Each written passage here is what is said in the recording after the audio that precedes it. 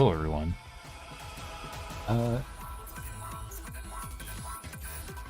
am not dead, no.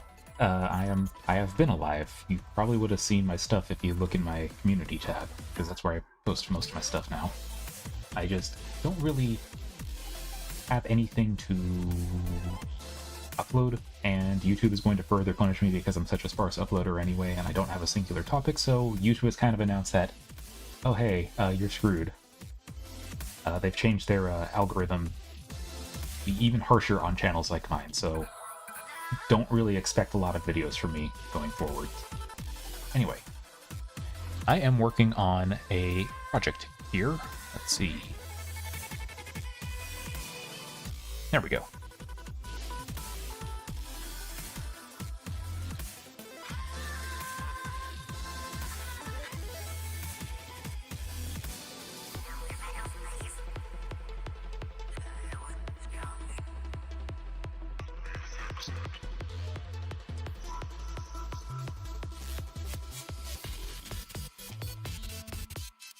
Let's see. I don't know why this gets so screwy every single time I re-enable it.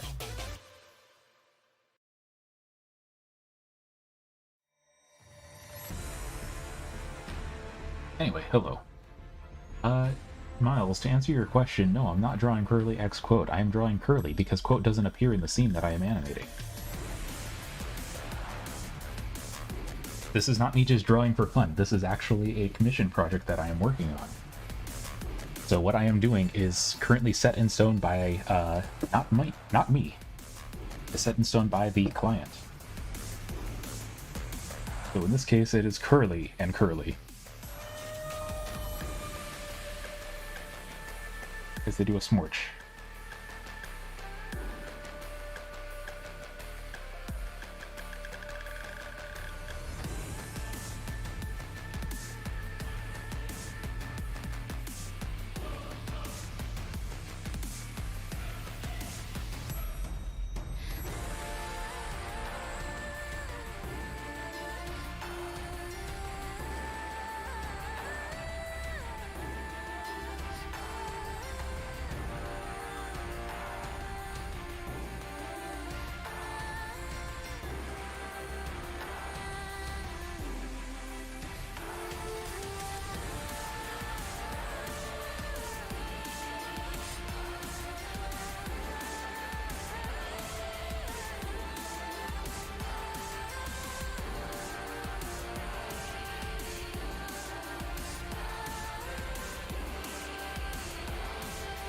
Oh yeah, I just watched Game Over's earlier today.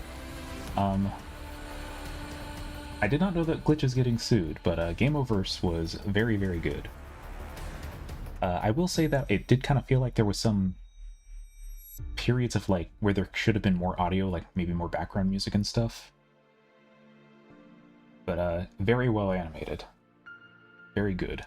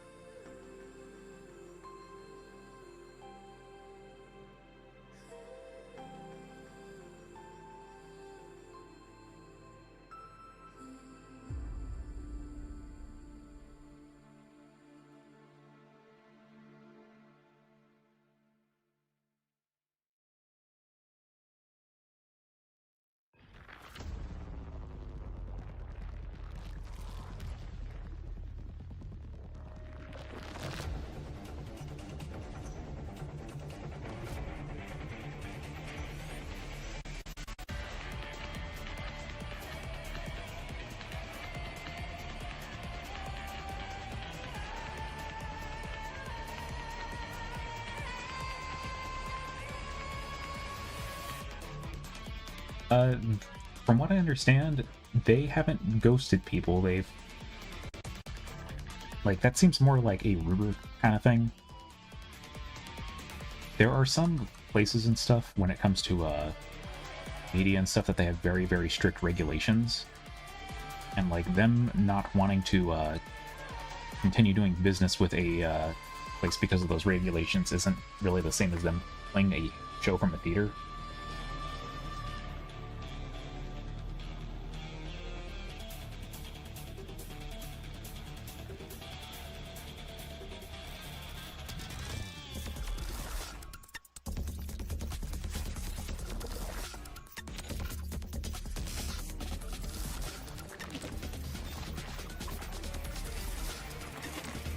Whoa.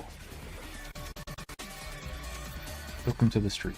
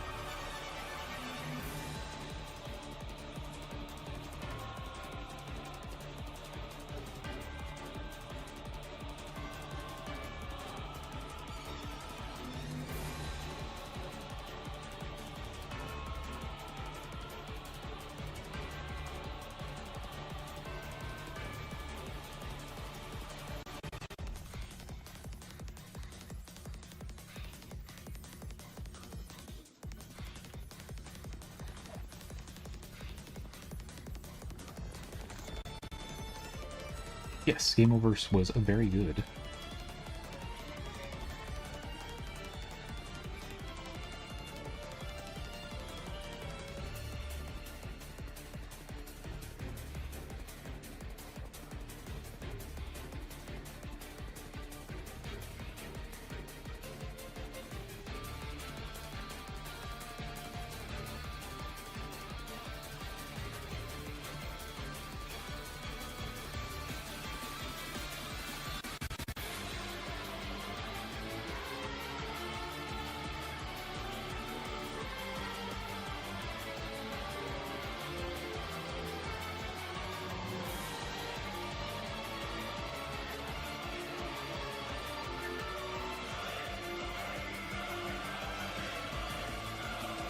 I've never heard of this beatbox battles.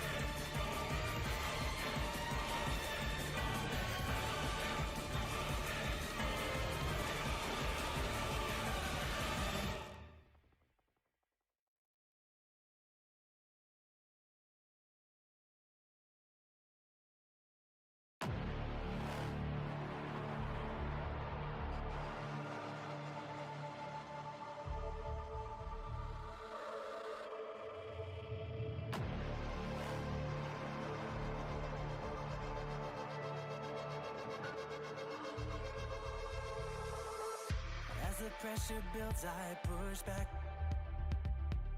pulling on the threads of fate. The chords within these fleeting moments find the beat my heart creates. Faint vibrations, words decay, stirring in the twilight, piercing through the silence, echoing throughout the night. They shake the atmosphere, the heavens and the land, a rebellion in the making where we stand. This is the time, the unknown is calling, so I cross the line. I'm breaking out, got no more doubt, so raise your voice up higher.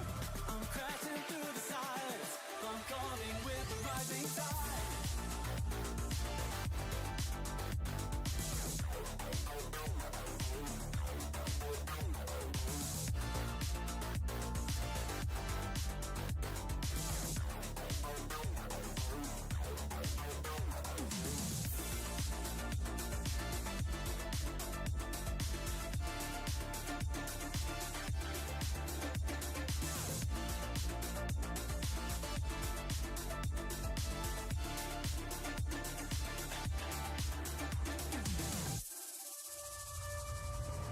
A drop within an endless sea, feeling weak.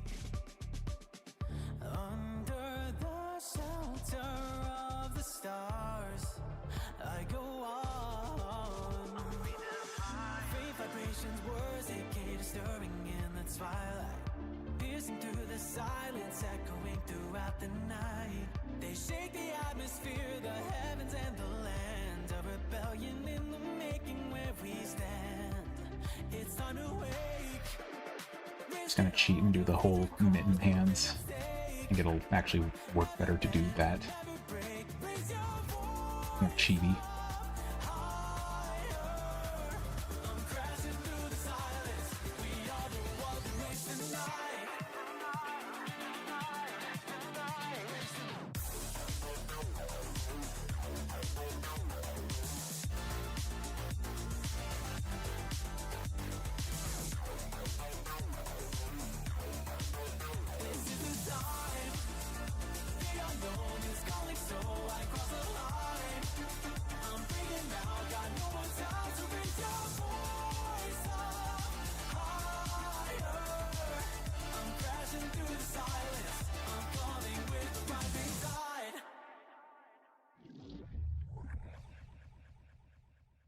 Hey Chaz, it's the guy who refuses to watch the Hero of the Dense videos.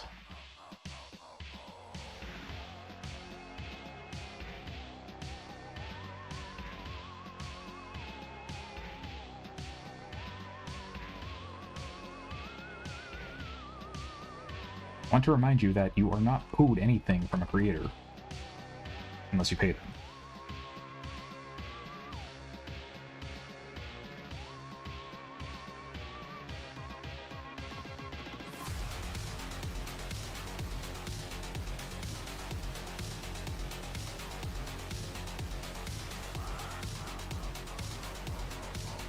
Fucking love Block soundtrack.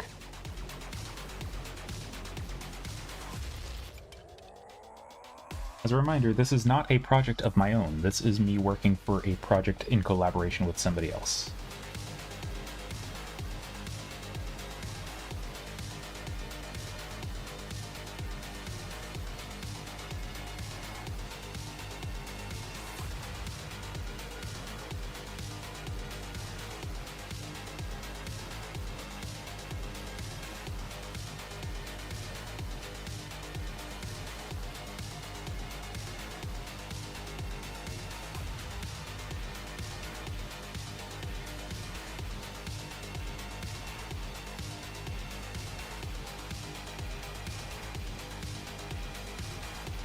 As a reminder, I still do post to YouTube. It's just usually it's in the community tab. But as far as making videos, it's way too stressful, annoying, and it's a losing battle. YouTube just keeps changing for the worst for animators. And I'm tired. I'm not putting up with it anymore. My channel dies, it dies.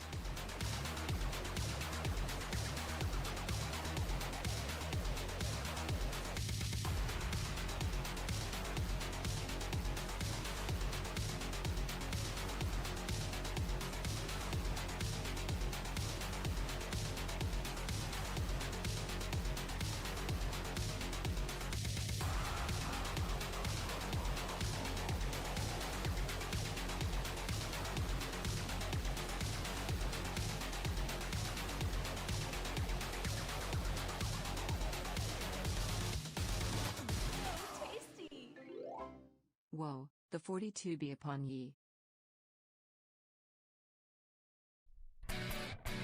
Thank you for the dono. I forgot that I had text-to-speech.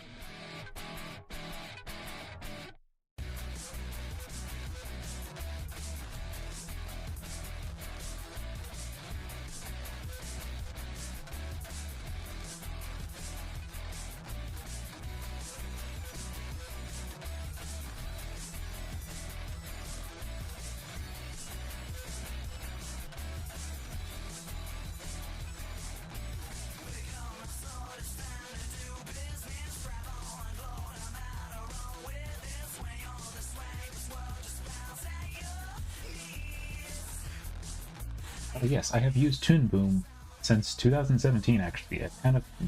I almost never touch Flash anymore. I am a professional Toon Boom user. Thoughts on Hell of a Boss? I have none. I have never watched Hell of a Boss, and I don't really have an interest in it.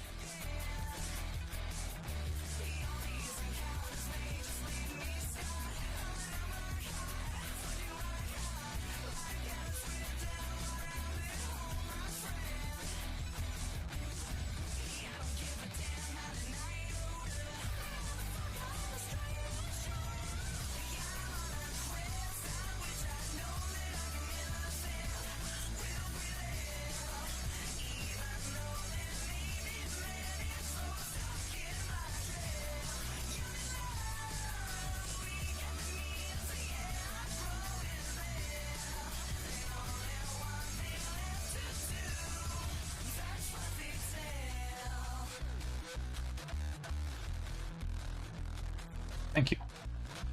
You hopefully should see it at some point.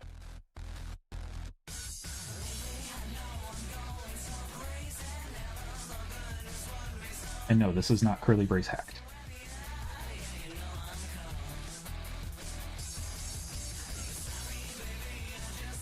As mentioned, this is not my own project.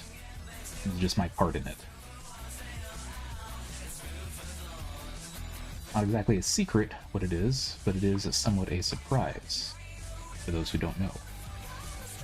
Or I will not spoil where you will find this when it is all done. But I am like one of 30 scenes, so...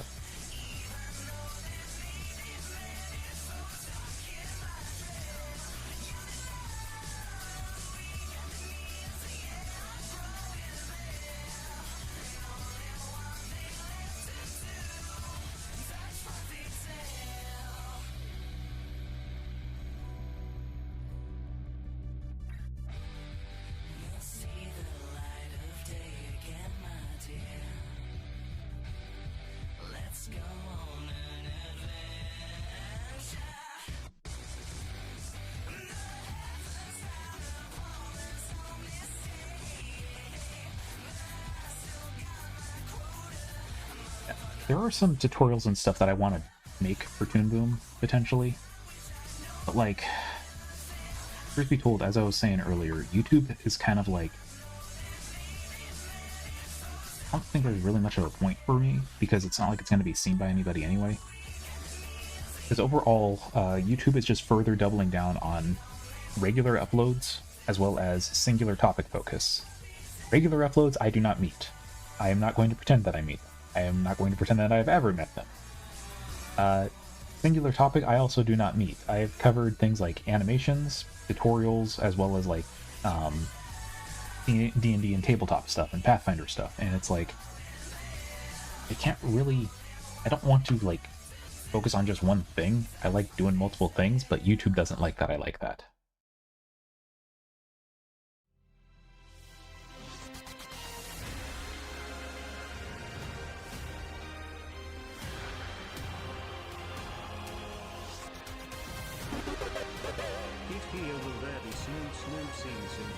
You guys are asking the same question over and over again at this point.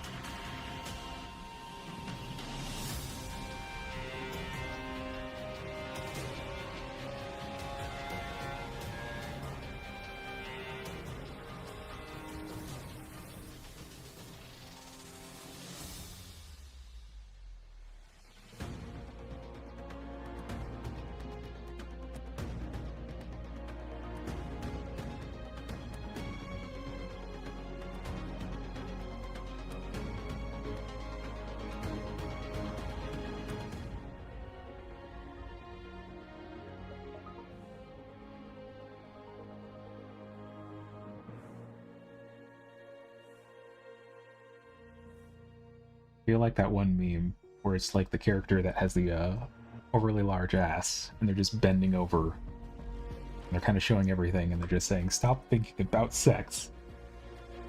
Sometimes that's how I feel when talking to comments or responding to comments.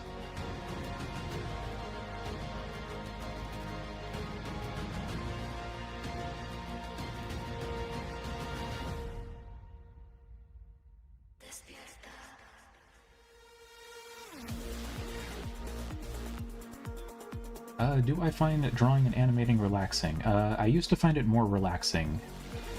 It still can be that way for me, but it's gotten to be so much more work compared to enjoyment at this point that, like, it's admittedly kind of hard to, like, find the same joy that I used to have in it a few years ago, especially because, like, I'm getting older, I'm getting more tired and stuff constantly.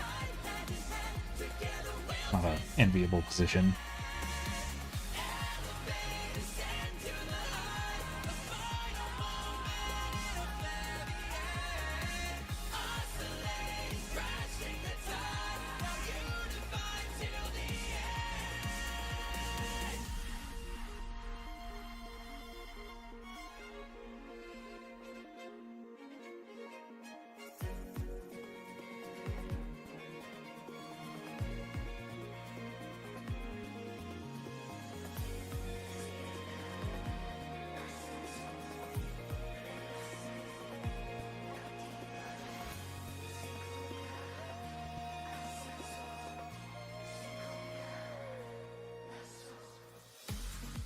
Feel the memories fade into the wind as these waves drift into nothingness.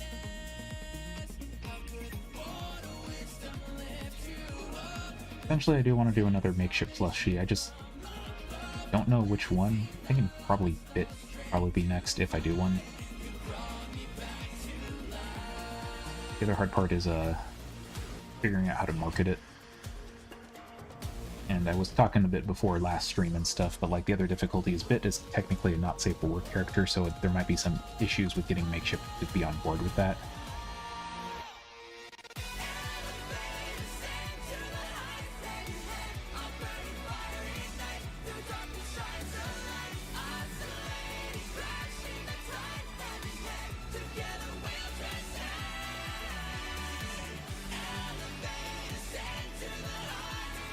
The other hard part is that there's also the whole thing with shitty tariffs going on from the fucking Cheeto-in-Chief. Which is basically kind of throwing a huge wrench in any of my plans to basically do plushies for a while.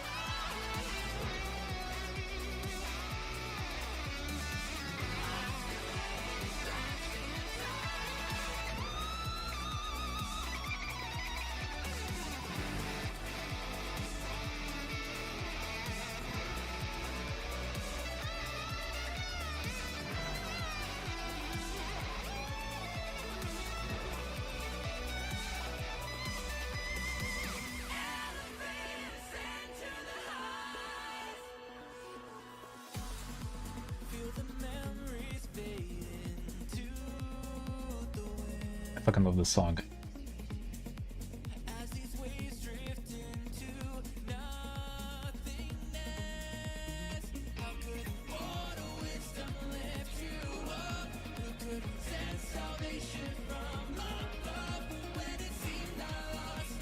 Wuthering Waves has some banger music and banger moments. I'm very loath to recommend a gacha game, but Wuthering Waves is very good. If you do play a gacha, if you are fine with gachas, Wuthering Waves might be worth a try.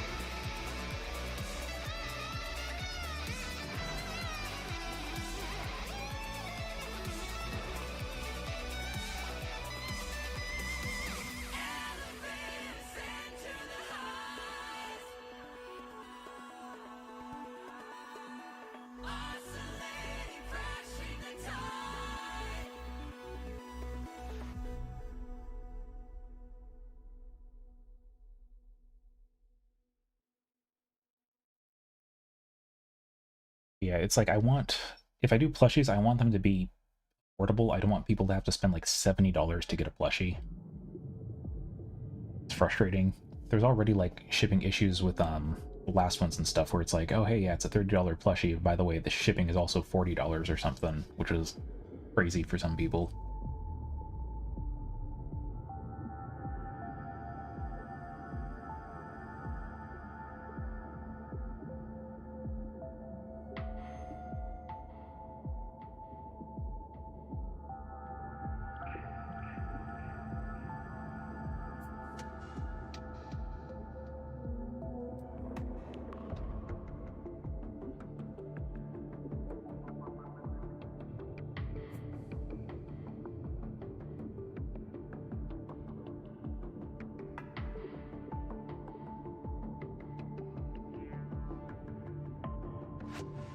But yeah, as far as like making stuff, I'm always going to be around basically, and I'll still occasionally like pop on this channel and upload something, but it's like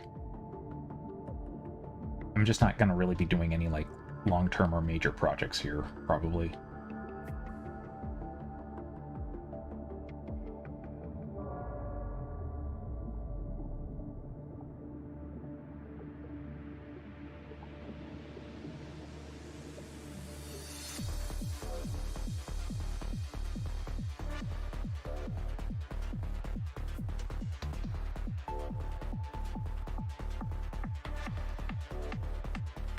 I want to go back. Take me back to 2008.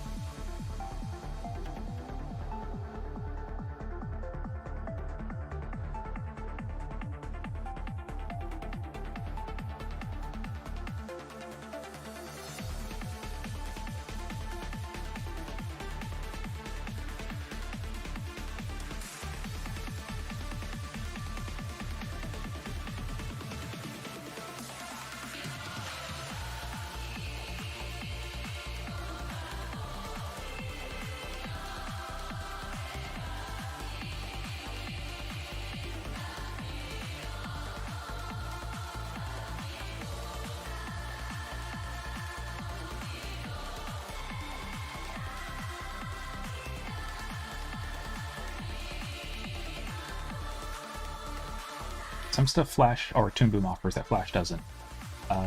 It has individual pig assignments. It's got like a network here and stuff. So like I can basically easily put a pig.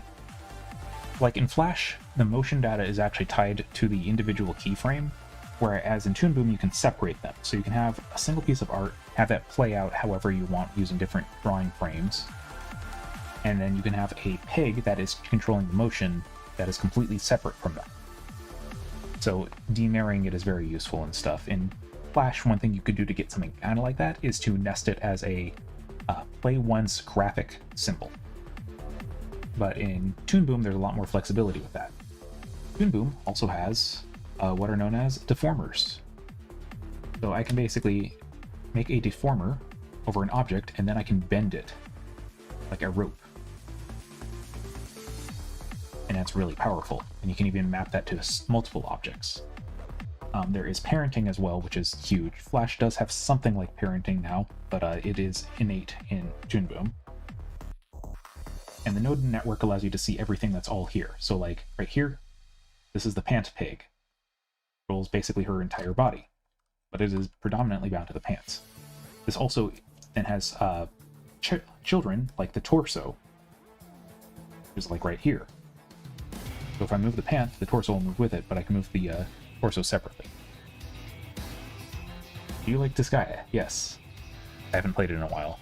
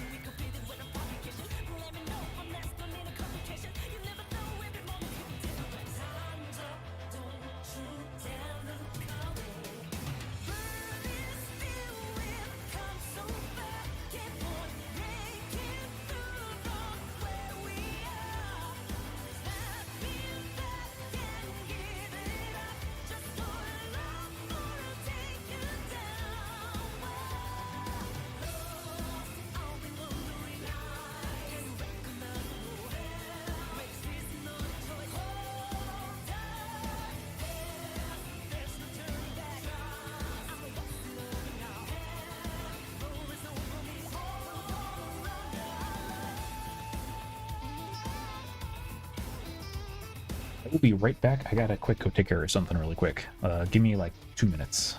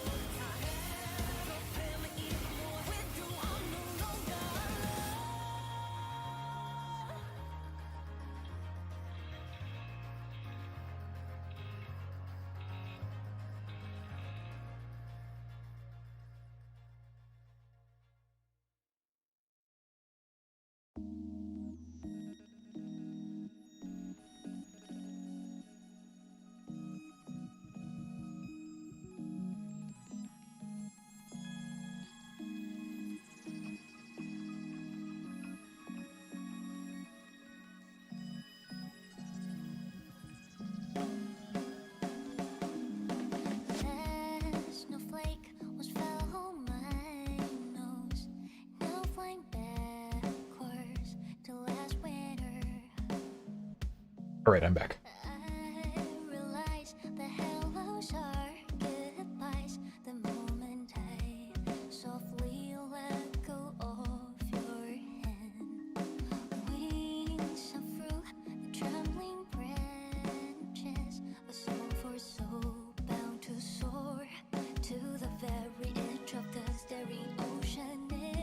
to make her bigger. She's tiny here.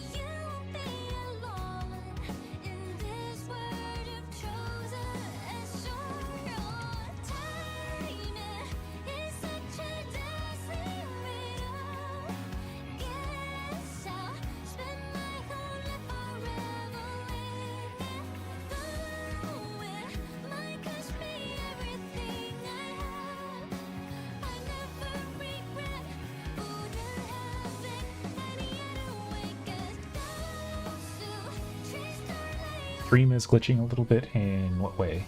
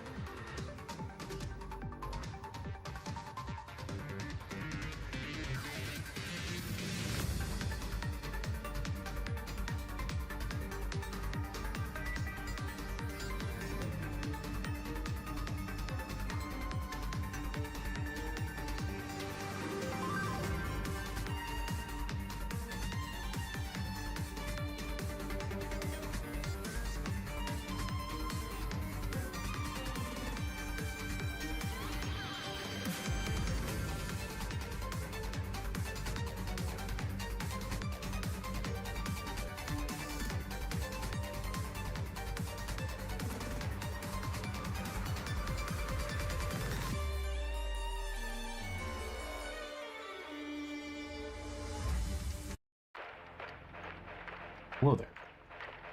A stream where things happen, but not many things. Only a couple of things. Things light.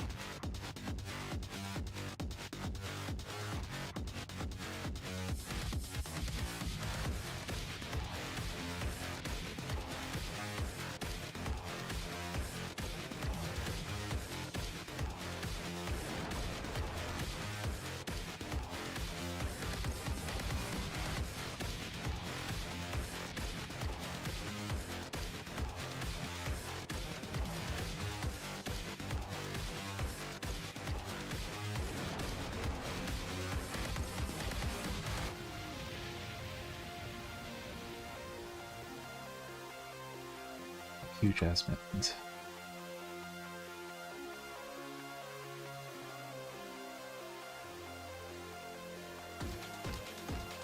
I think Etna is pretty cool. She's one of my favorite Disgaea characters.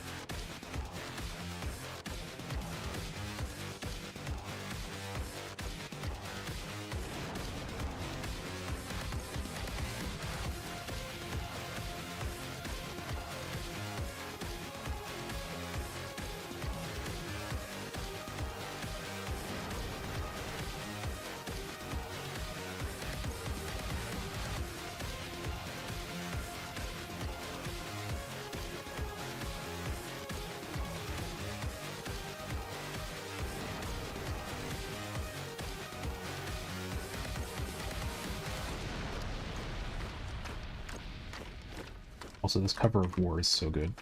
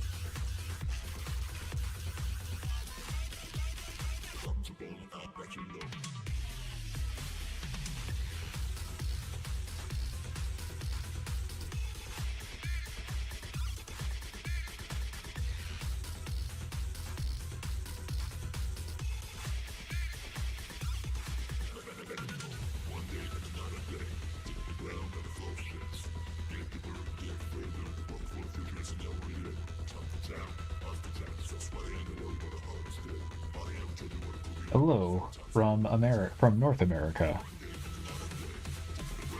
from Hamburger Country, USA.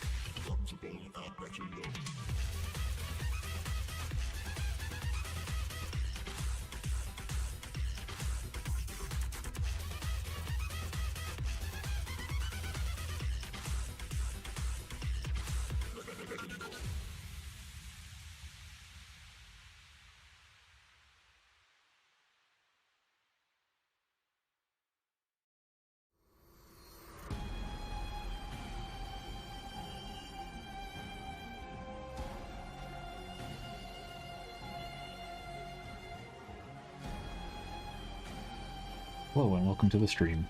You've made it. We're all so proud of you.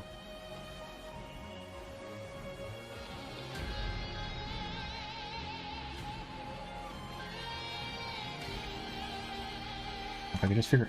One thing I don't like about Toon, and I always have an issue with this, for whatever reason, I can't join two lines together sometimes. It just doesn't want to work.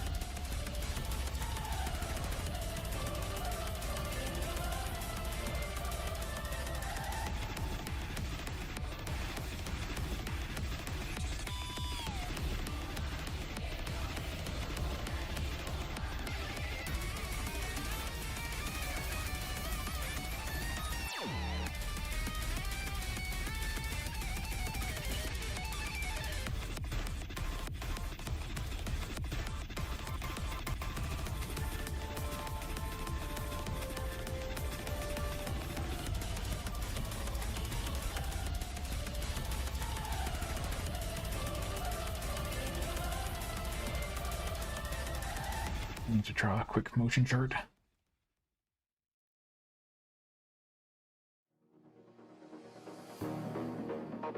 Let's see. Start there.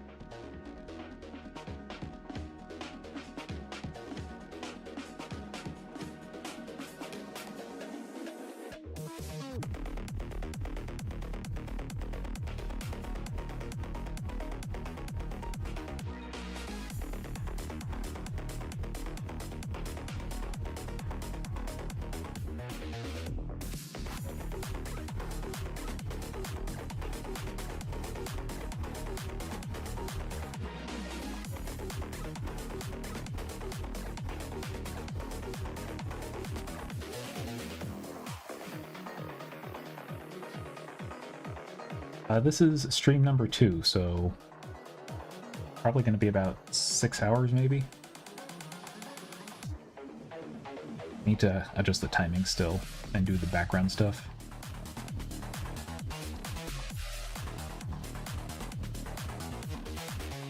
So need to do the water animation. It can just be a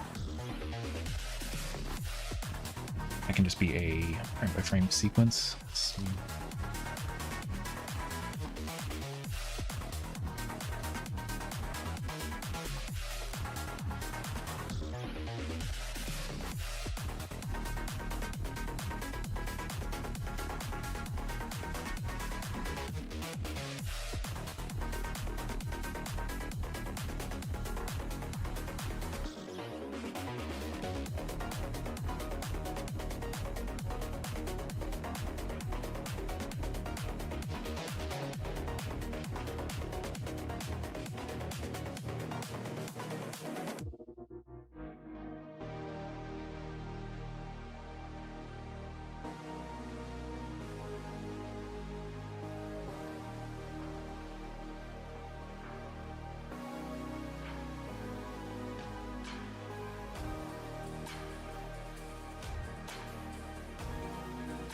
Yeah, I mean, I did start on this last week, so I've already gotten some progress on this. But I do work fairly fast, especially when I'm doing kind of like cheap, low-budget animation.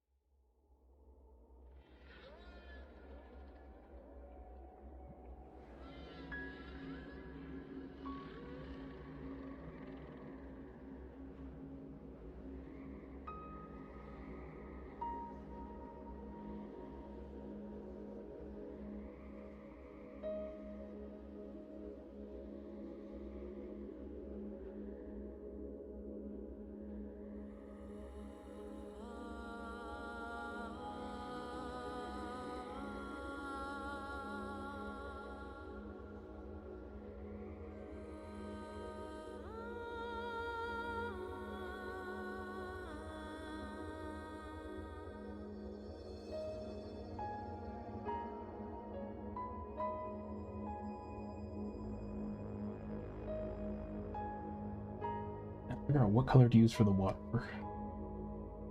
The hard part about animating water isn't the fluid physics for me. It's the fact that water has no color.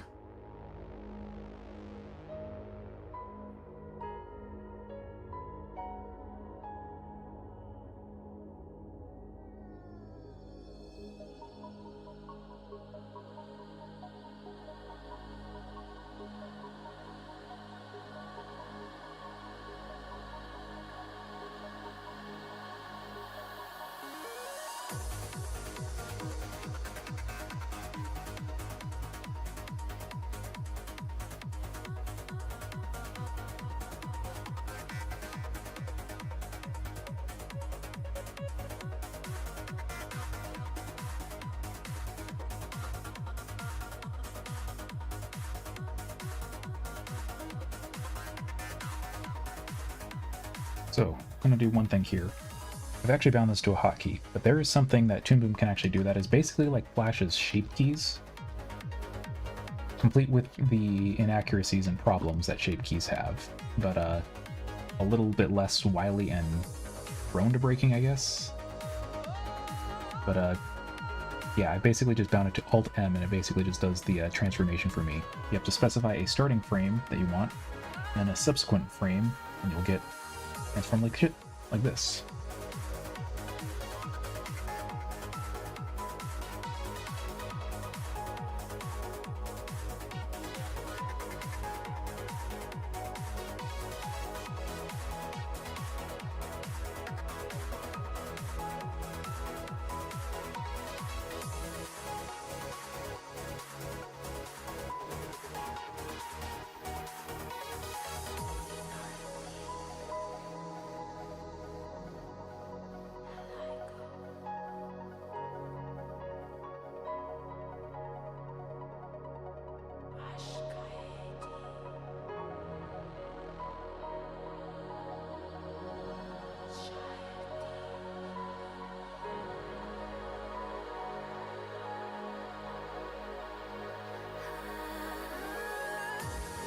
Like, I actually really like animating fluids because they're very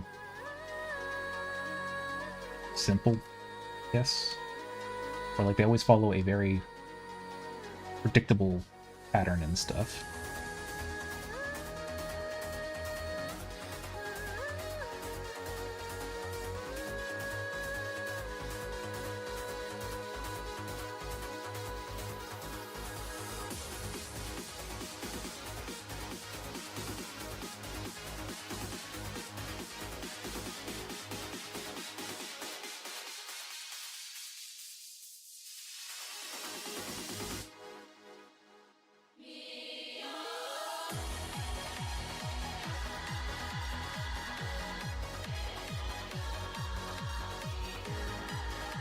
Yeah, Punishing Gray Raven has Hiro Games overall has really good collabs for their music and like really good musicians who they work with. Like Punishing Gray Raven's soundtrack is amazing, and Wuwa's of course is also phenomenal.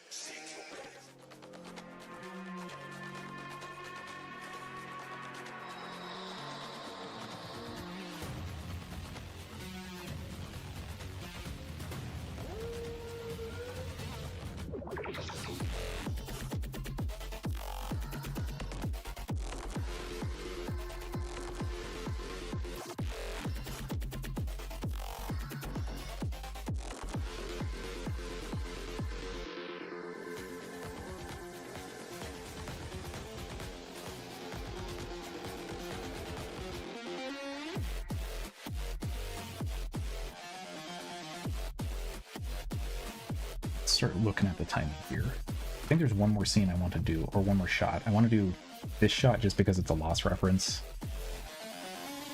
So the transition from here to here is a little bit confusing then.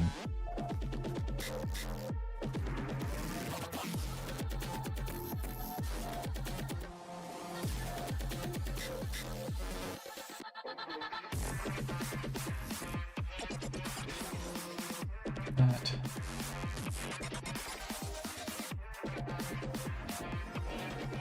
That's a little...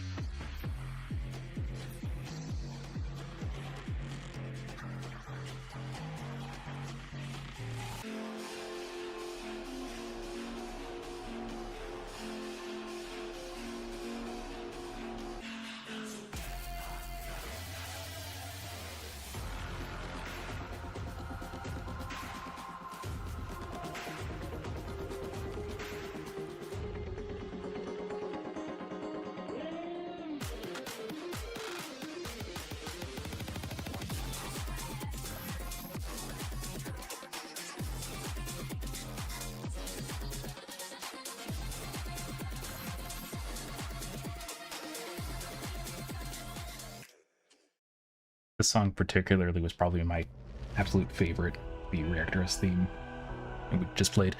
And I just realized I'm getting near the end of my play. I need to get more songs on this playlist. This is specifically a playlist that I curated to be like resistant to copyright in Content ID because it's game soundtracks. But as a result, it's kind of small at the moment. And my playlist tool that I use, like I'm showing the title of the song from the basically a slice of a screenshot on the music player, but it doesn't scroll down all the way because it's only like grabbing the top. So I'm just gonna shuffle again.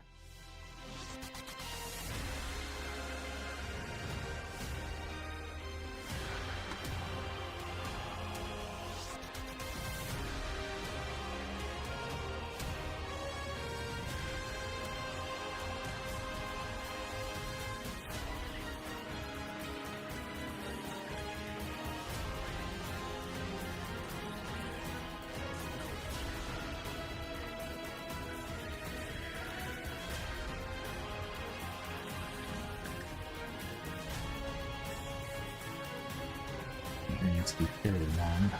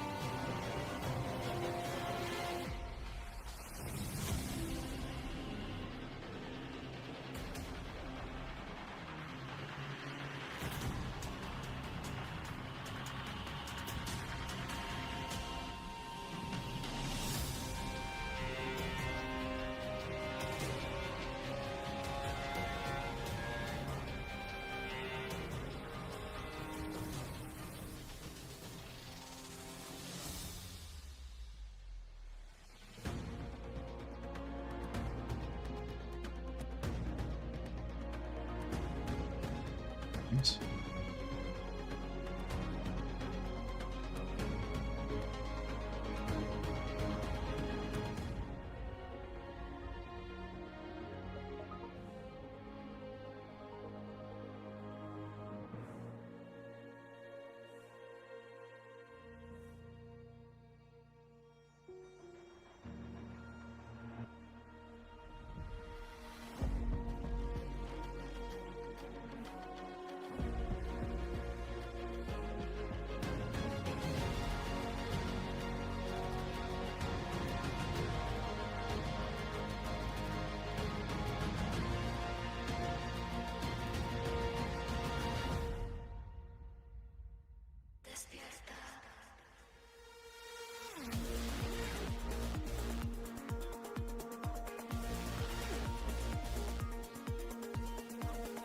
Now I need to draw the bed.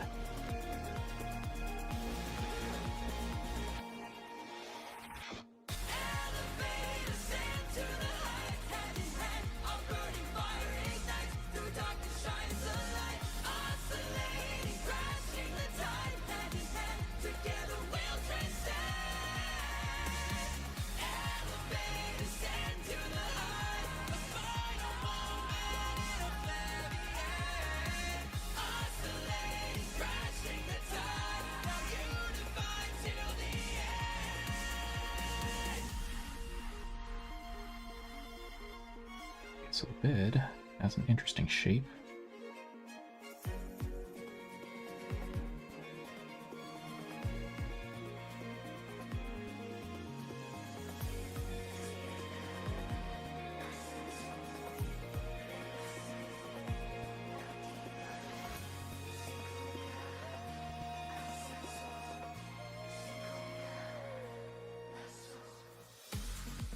Feel the memories fade into the wind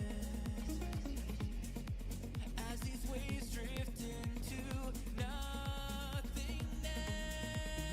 How could mortal wisdom lift you up? Who could send salvation from above when it seemed I lost all strength to fight? You brought me back to life.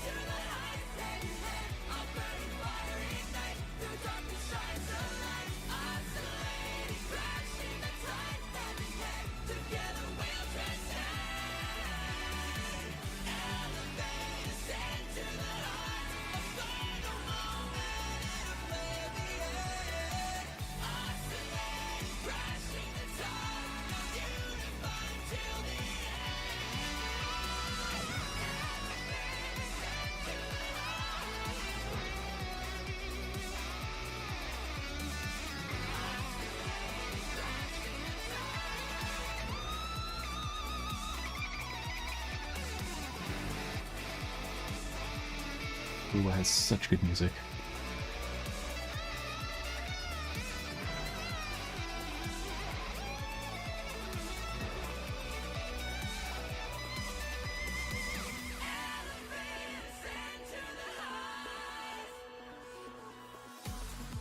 Feel the memories fade into the wind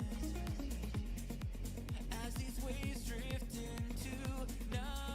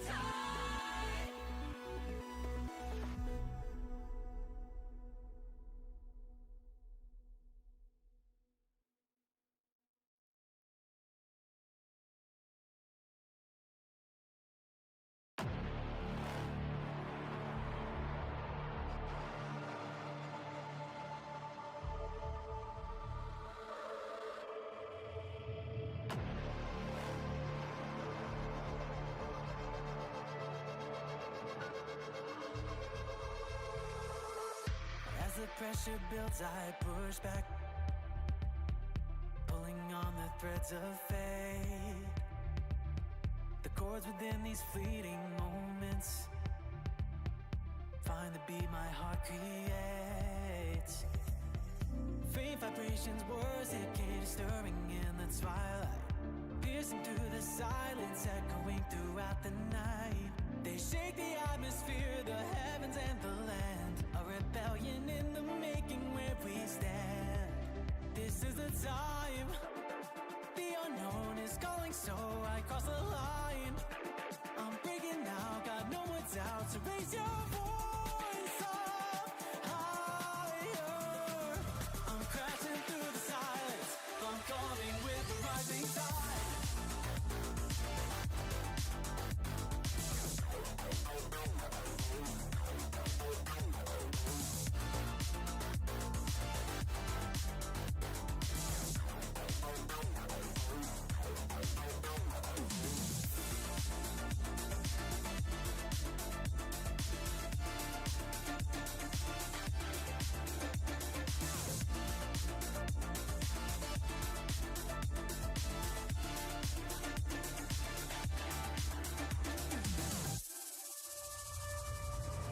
A drop within an endless sea, feeling weak. Under the shelter of the stars, I go on. Faint vibrations, words they keep stirring in the twilight, piercing through the silence, echoing throughout the night. They shake the atmosphere, the heavens and the land, a rebellion in the making where we stand. It's time to wake, risk it all, the future calls, new rhythms take. Never bend and never break, raise your voice up higher. I'm crashing through the silence, we are the ones that race the night.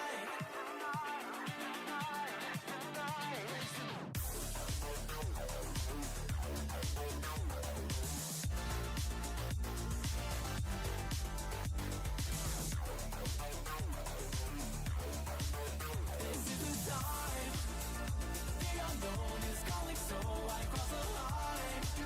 I'm breathing now, got no more time, so raise your voice up higher. I'm crashing through the silence, I'm coming with the rising tide.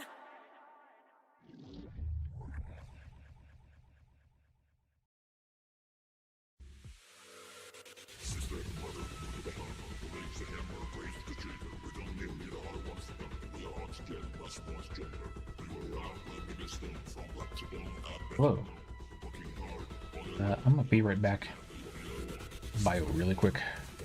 Just play this on loop so you guys can watch the progress.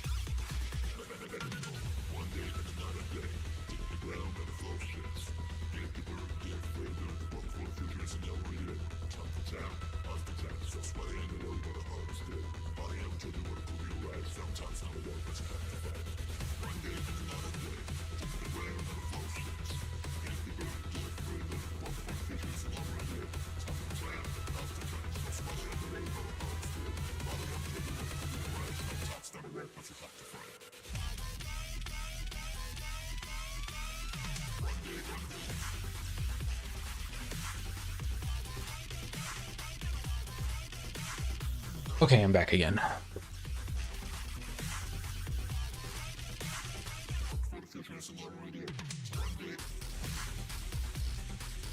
Let's see what we got here.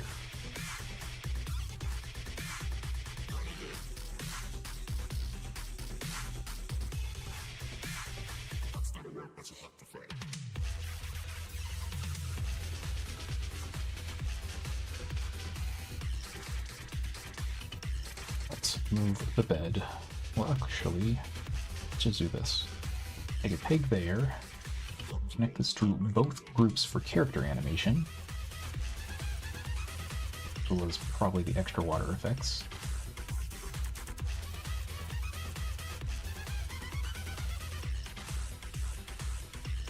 Probably the smearing. And I'm just going to move this up one.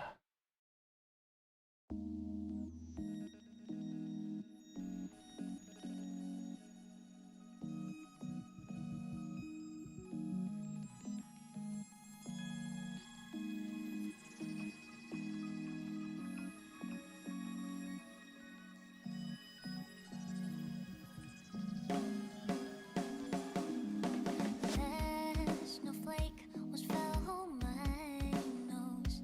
Now flying backwards to last winter.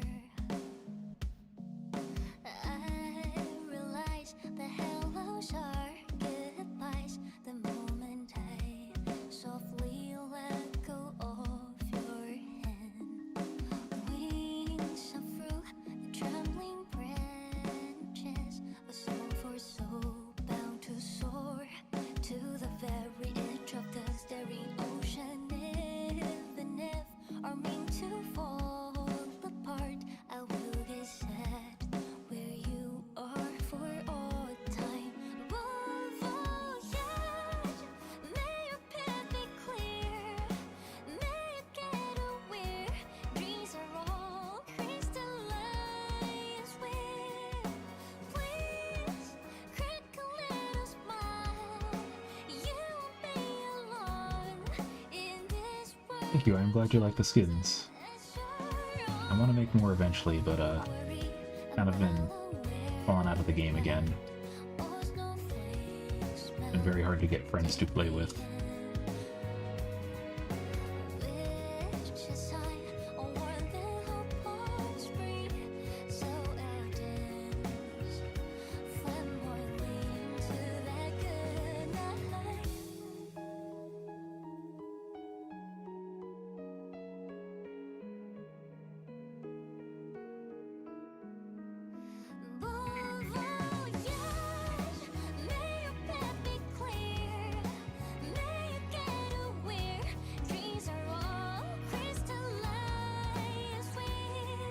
Yes, this is vector animation software.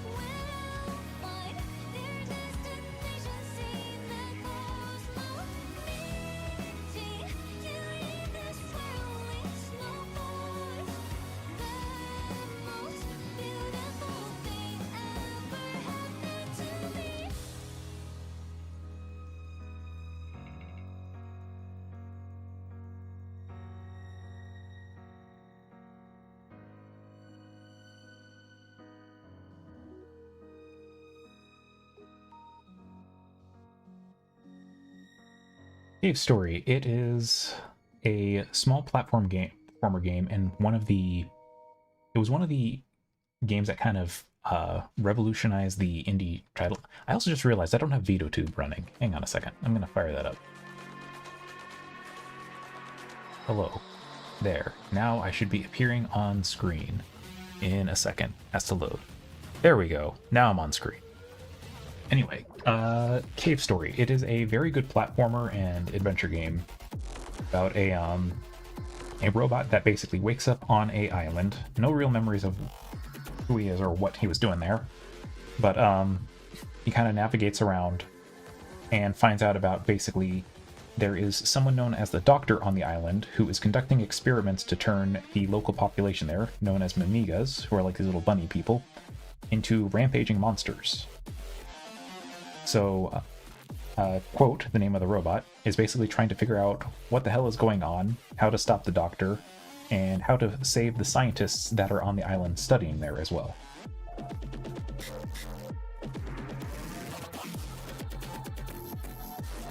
But yeah, it's basically a kind of adventure, kind of like in the Metroidvania genre a bit. Not really, because it's not like you get many navigation tools to unlock areas and stuff, and more like you just get keys for them. But overall, very good game. Very challenging too. And as for Toon Boom, yes, it can obviously handle gradients. You have to define them as a specific palette thing. And as far as lighting, it absolutely can. In fact, I actually have an advanced lighting method where I basically make a mask and then light that. There are tons of different ways you can do the lighting.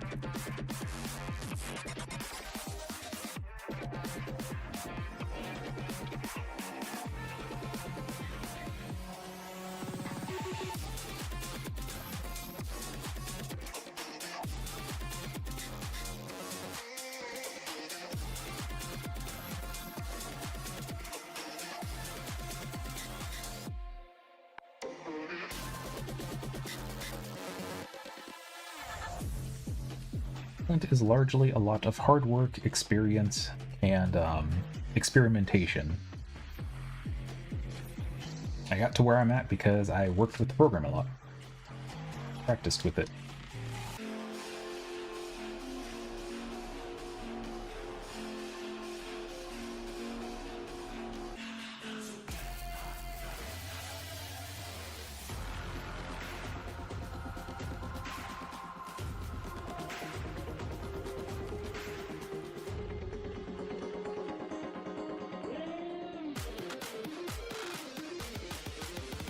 I think this shot I am going to do in CSP because I think it would be easier to do as a still instead of a vector.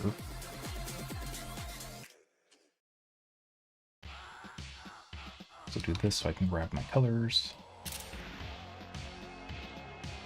And let me swap over the window over to Studio Paint.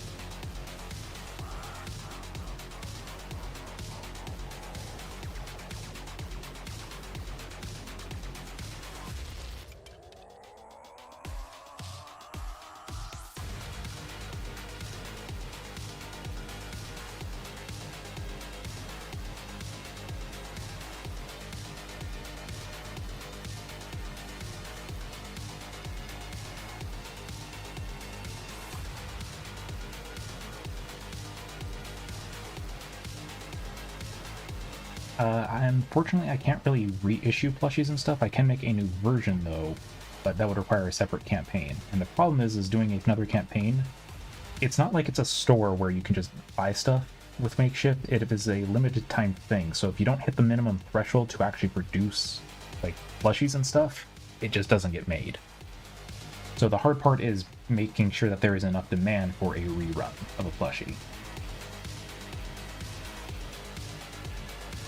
And the other hard part is, again, YouTube basically has kind of all but officially confirmed that basically things are going to get more and more difficult for people who don't upload regularly. So I don't really have a way to advertise like on YouTube specifically. I mean, I can, but it's not like it's going to be as seen as by many people and stuff. You probably won't, you might not get an announcement for it even when you're like got me on your notifications, which is annoying.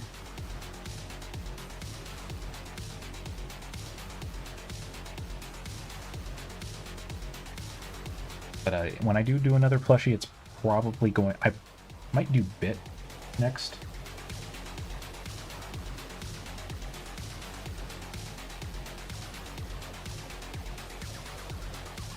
But I don't know.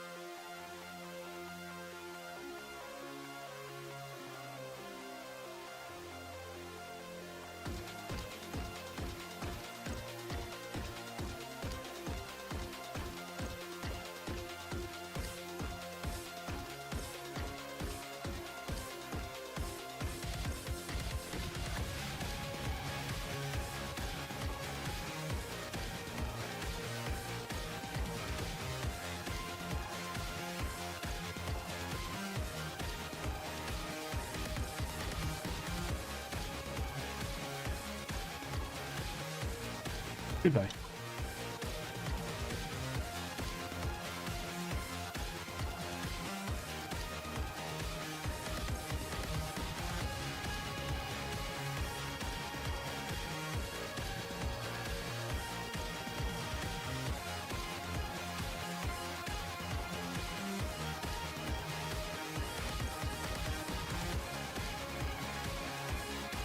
I'm drawing it.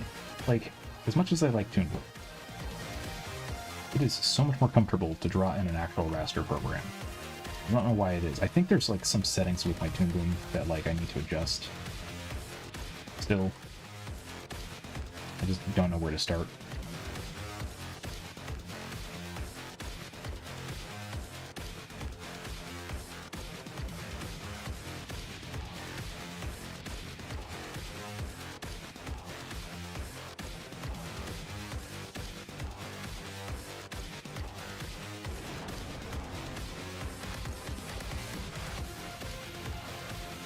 Like stabilizer issues, namely.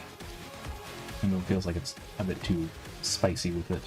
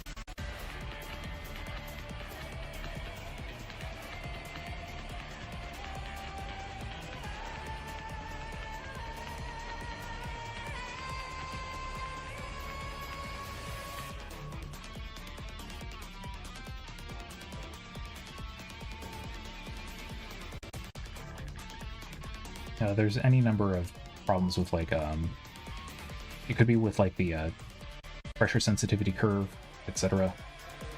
How the stabilizers work. Stabilization is a program specific thing, not something specific to the tablet itself.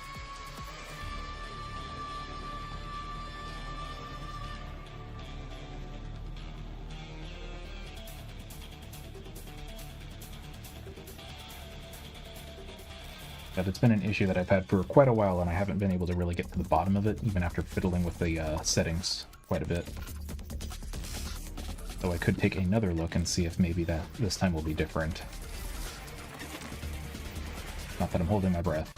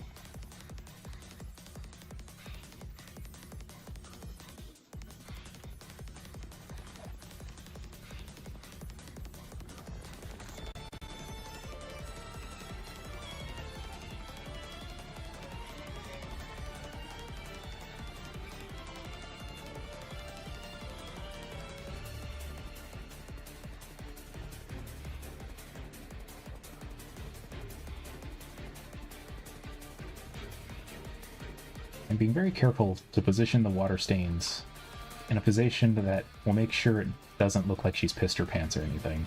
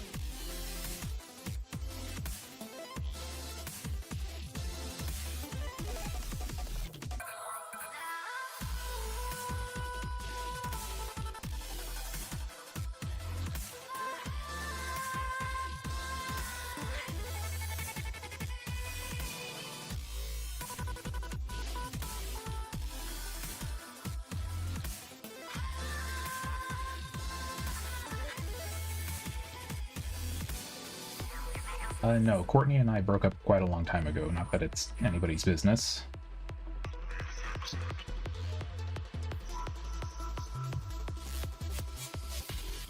We're still friends, but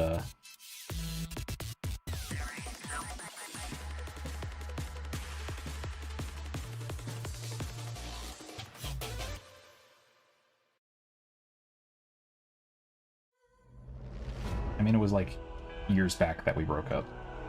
We haven't been together for a while. Blame COVID.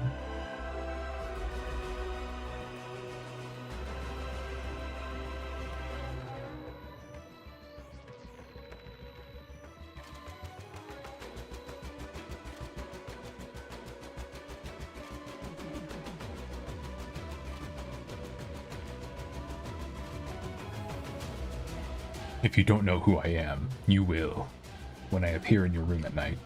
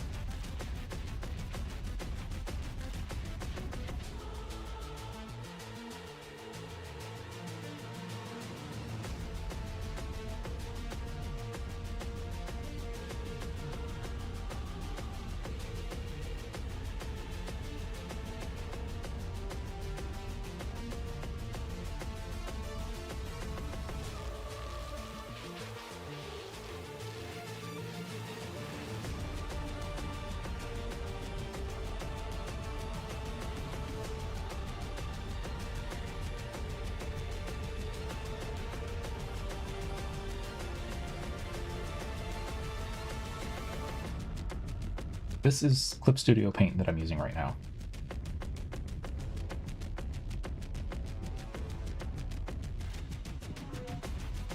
I mean, you can get a lot of similar functionality out of Frida, though.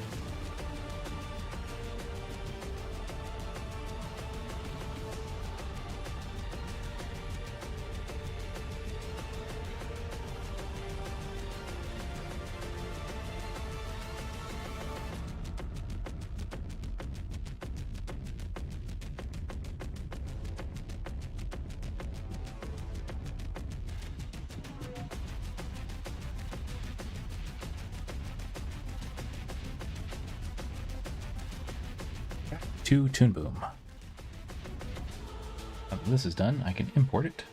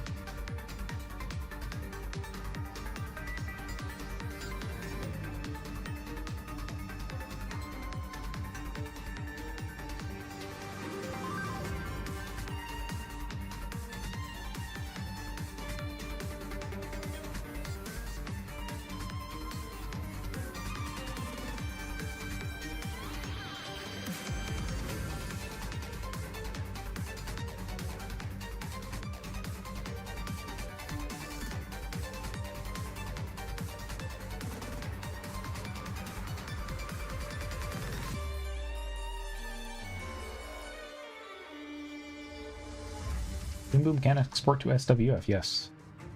Not that many things can use SWF anymore because Adobe killed it.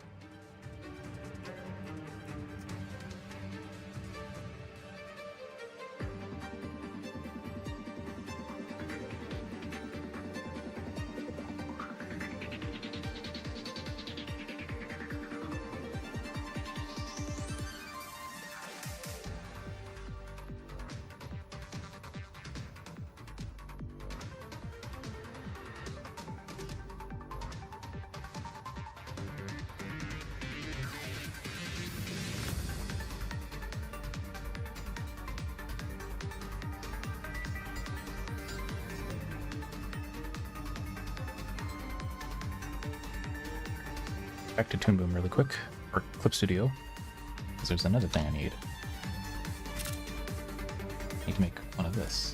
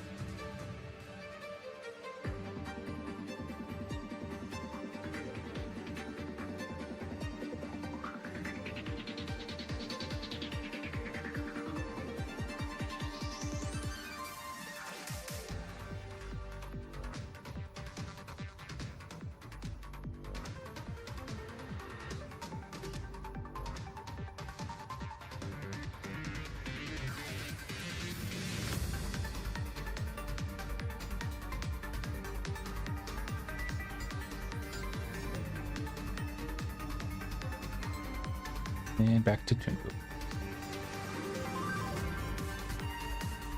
And now I gotta import this.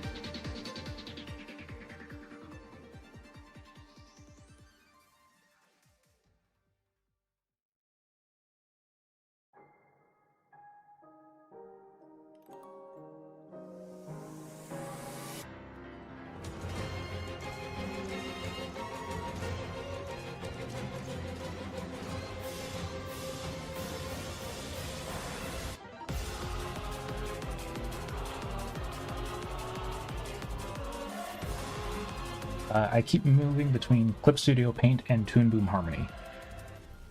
Animating is done in Toon Boom Harmony, some stills and background stuff and things like that are done in CSP.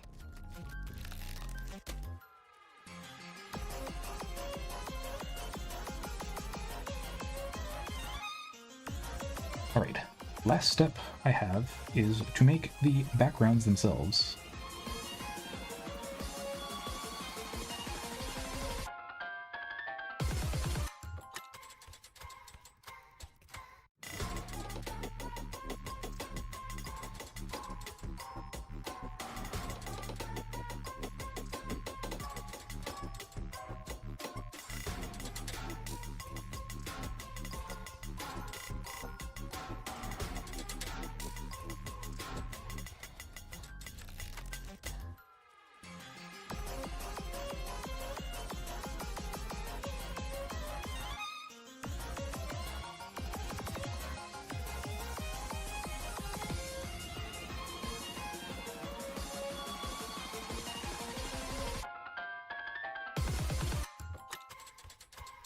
Let's make a wall panel here.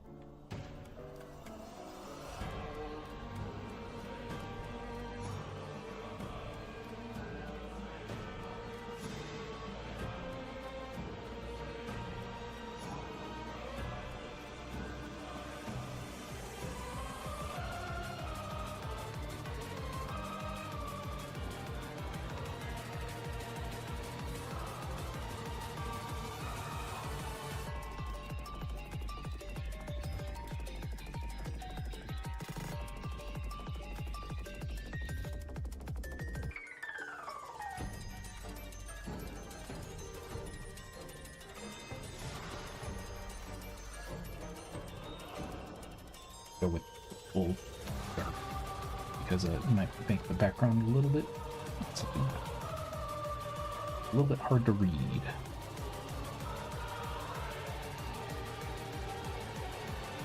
Lift things up a little bit.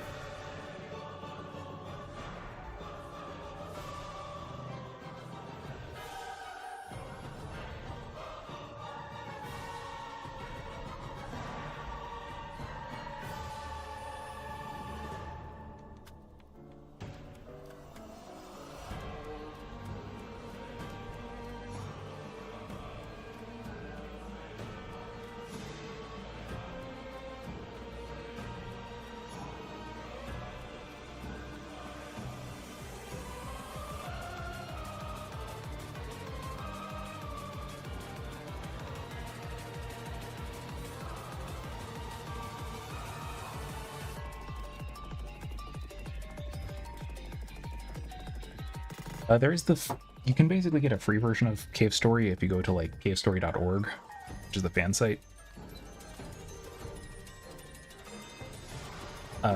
There's also Cave Story Plus, which has a lot of updates. Not too crazy about Nisalis themselves, but they are technically the legal owners of the game at the moment in the IP.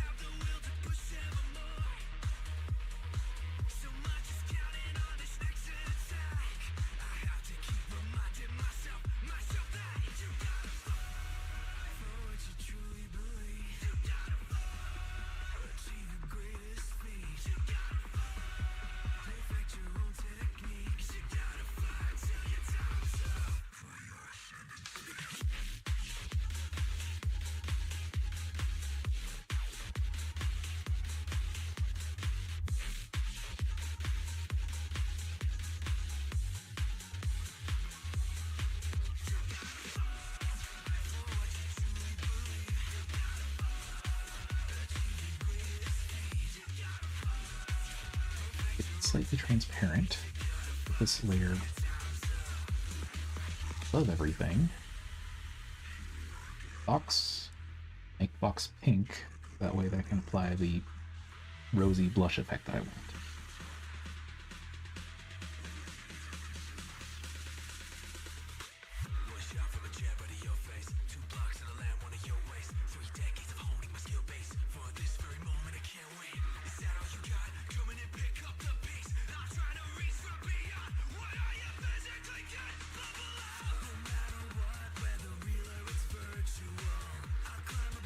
Okay, over here I need to add an actual floor.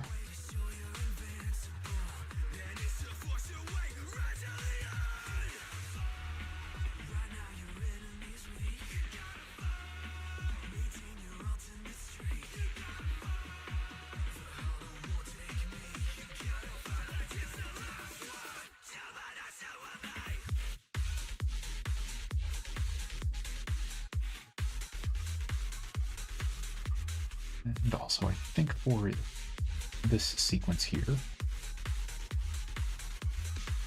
I'm going to change the floor.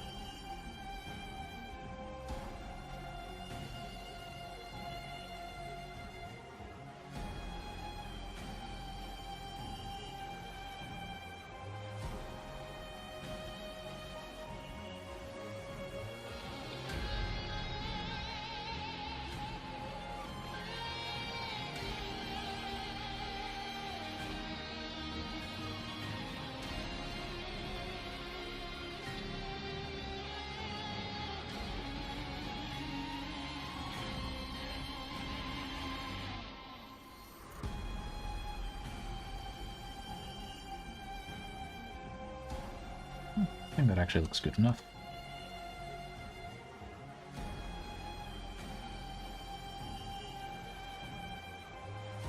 Let's make sure it goes high enough. Yep.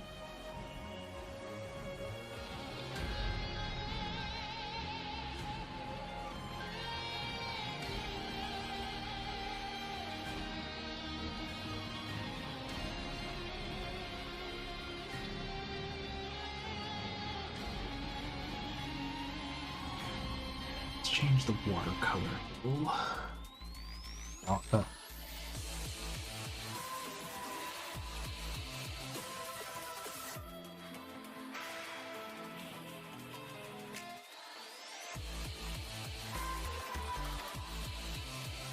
Actually, there's a few areas where I think this can be better.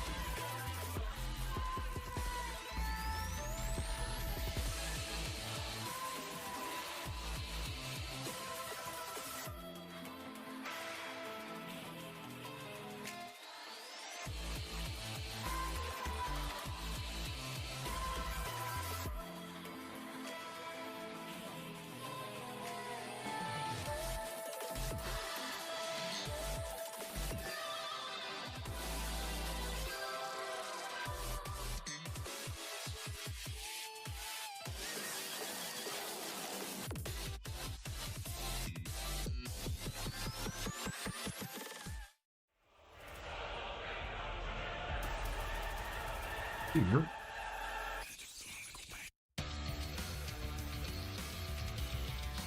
If you add another thing.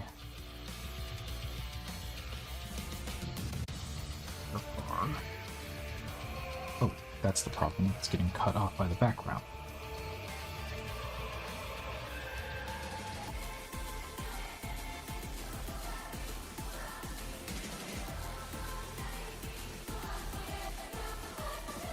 That is one annoying thing with backgrounds, is that they always have a tendency to kind of like... You gotta move them behind, especially in Toon Boom. So I'm gonna add another... I don't know why I didn't do this before. I'm gonna add more color to her hair.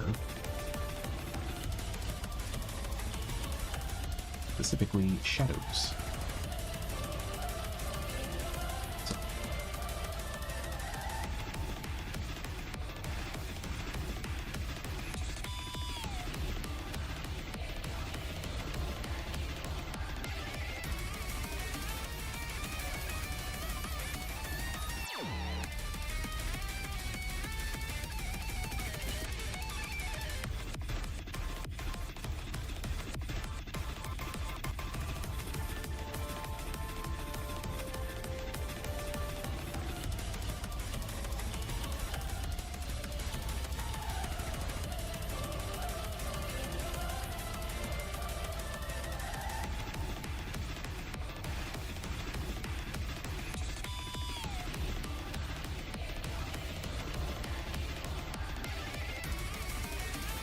Now the last thing to add is smearing. Okay, let me read comments really quick because I haven't been looking.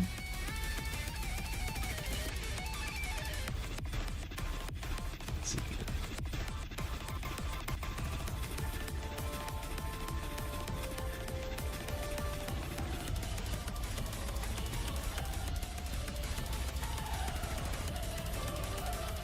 Does Curly Brace have a canonical room layout? Probably not, because I don't think she owns a home or anything. The room that she's in right now is the room that you stop in when you're on the true ending run. Basically, there's a part where you're underwater and you rescue Curly by equipping the tow rope on her so that we can pull her. And then you bring her with you when you basically are trapped under the water. She's completely drowned and is flooded. And you have to get into a tiny little room and not continue on the course until you can get into this room, because it's like basically water pumps just constantly jerking you around. So getting in there is kind of hard. But once you get in there, you can place her on the bed and drain water from her. And you have to do this, otherwise she will die. And yes, Curly Brace can die in Cave Story.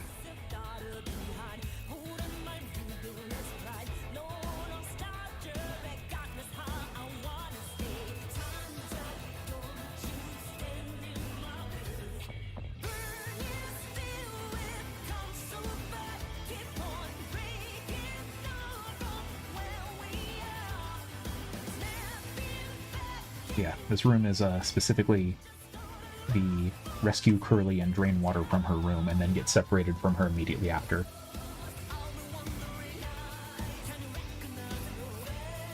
Honestly, put it in rice would have been a funny joke, but specifically it is a joke from Scott's stream, so that's the joke he made in stream, the one that I'm doing right here.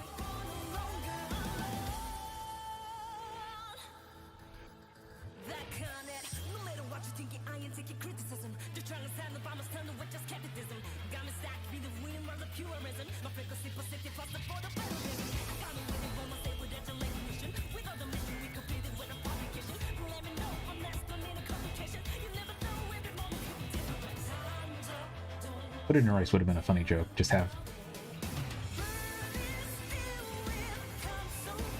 a giant bowl of rice.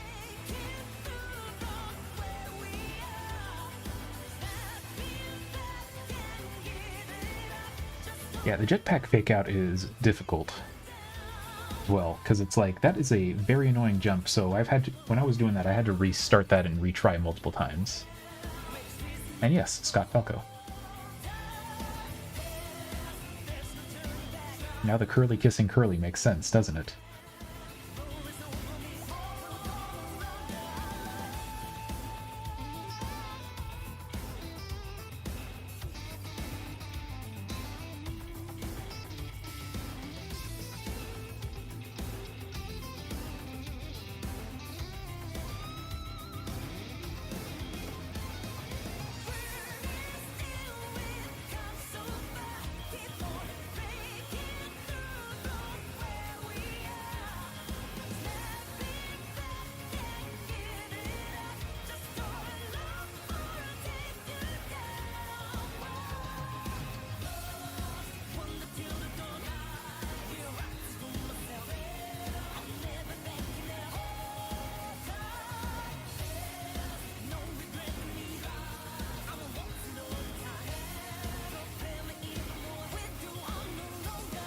Yeah, the curly thing is a lot more logical, but like, God, the whole thing with booster, and if you do not have a guide on that, it's really frustrating.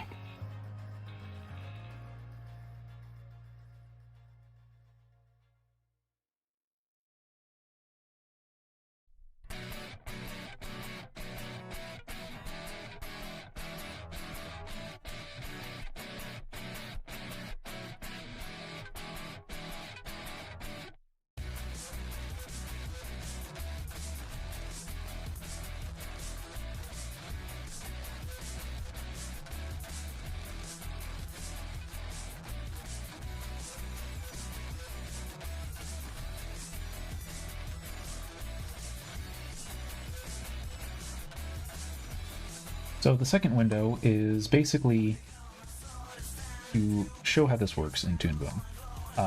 The second window is the drawing panel. So there are a lot of stuff on screen at all times, where there's a lot of layers. Each drawing layer has 4 sub-layers, basically. Line art, color layer, underlay, and overlay layers. So there's 4 components to every single layer, which is a lot of flexibility that you can use, but also it's a lot to keep track of. So the idea is the drawing layer can isolate a single element in its natural state, and also isolate only a single one of the 4 layers that are available. I can toggle on to view all of them, for instance. So if I go here, you can see that the head is comprised of this on the line art layer, or the hairpiece, and then down below it you got the actual head itself.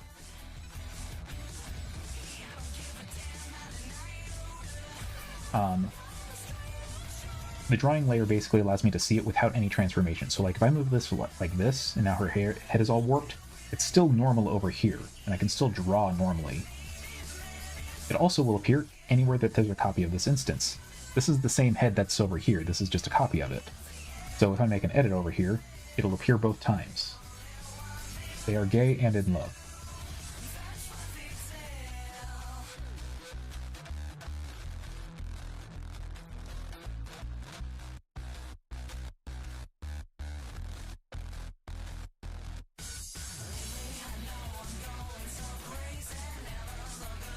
So she means her antenna.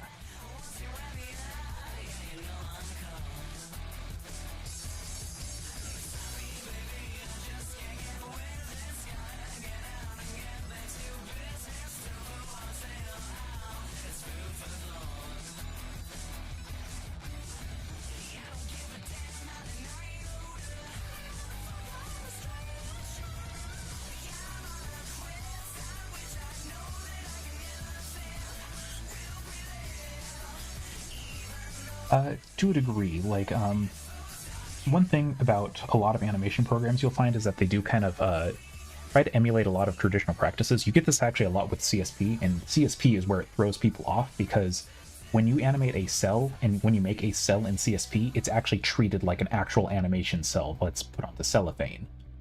And so like the movement and stuff for it is treated like that, and you're basically calling that frame specifically a certain spot on the timeline.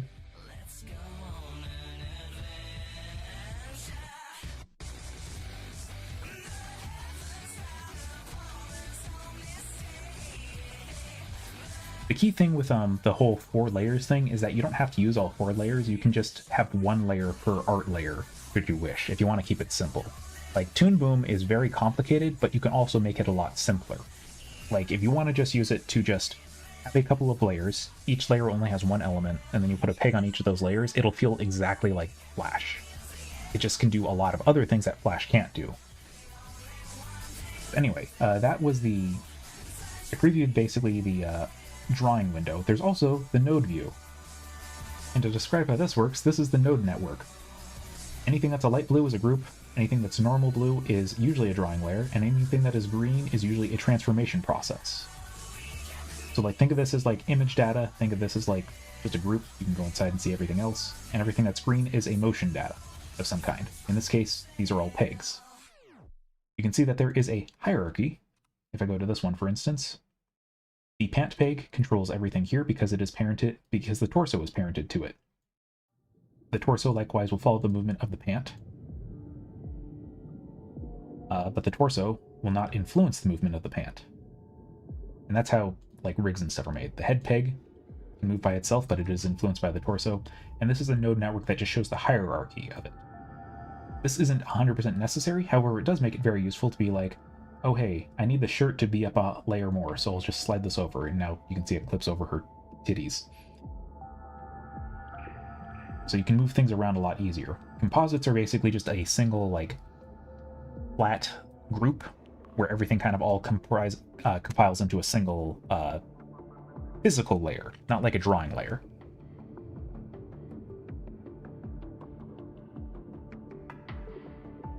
The other thing as well, worth pointing out, hang on a second, I just realized I should probably add her other leg here.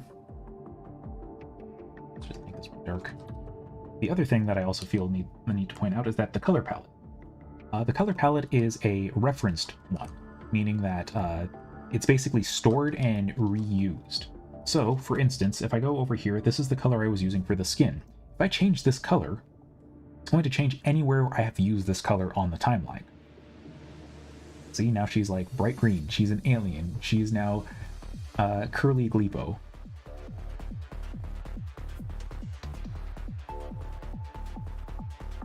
And no, inverse kinematics are actually a completely separate thing in this. I don't like using them because they're just kind of messy. They work, but I find it easier to just do it manually. But there's a tool right here called inverse kinematics, and this is the garbage that you get when you first select it. You have to basically go through and toggle what of these nodes you actually are using and what are relevant, reposition them and stuff, but they can allow you to move stuff around without too much trouble and make it follow an inverse kinematic process. See, like this. You have to define the chains and everything like that. It's a mess to set up, and it's not worth the time. And for me, usually, I'd rather just animate it frame by frame to do stuff like that.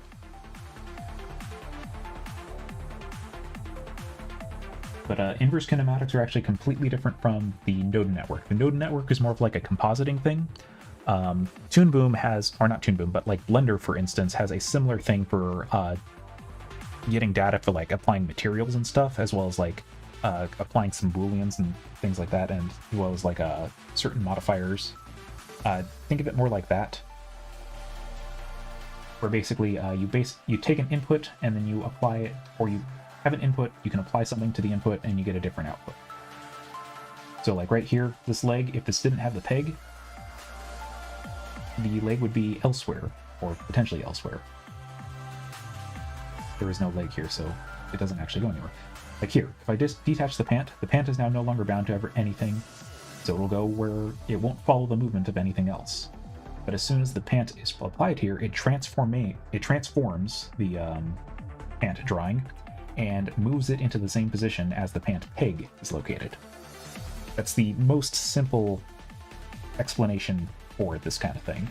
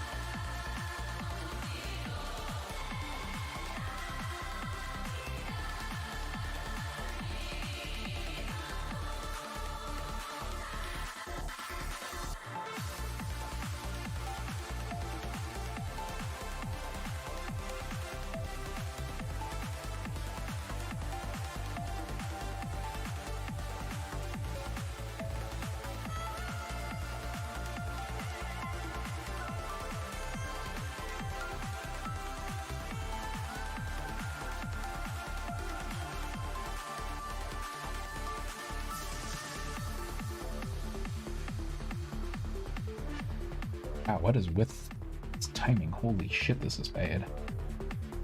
This is sloppy.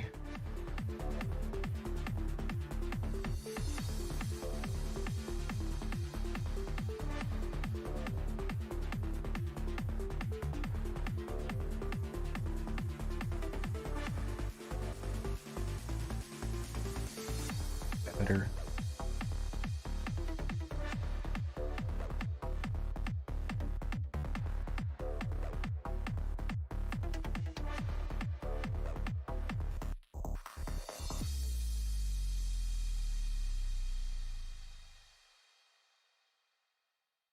The node system doesn't allow you to animate by moving pegs. It allows you to see all the pegs and stuff that you have used to animate, though. The best way to think about it is it's an organization tool. It is not what you are utilizing to do things. It is what you are utilizing to keep yourself on track. So, like, I can see all the pegs that I'm using right here, but, like, all these pegs, like this one here, pant, corresponds to this peg right here on the timeline. Torso, likewise, is right here, and you can see that they are also arranged in their own hierarchy here. They reflect each other because they're basically just different ways of representing the same information. The real advantage with the node view is just being able to reuse inputs very easily or shuffle things around. So, like, again, if I want to move the torso in front, I can do that. I can do that with right from here instead of having to drag it up and hope that it goes into the right spot, because sometimes it won't.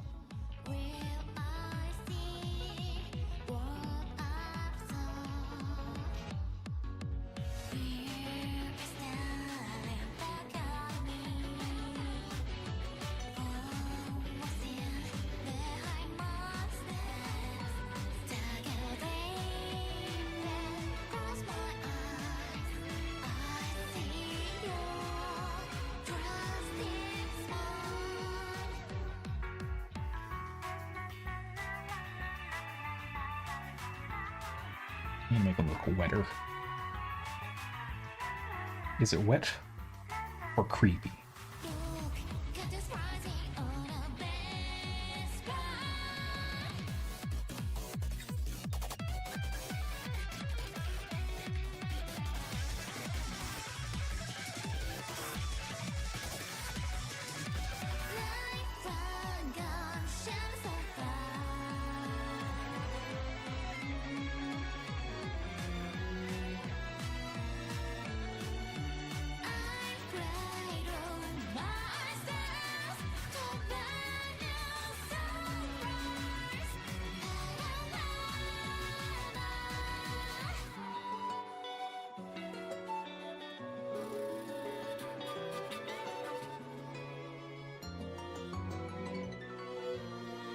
But yeah, there's nothing stopping me from just on the timeline itself, just putting all these drawings inside a single peg. Like, I can show that right now.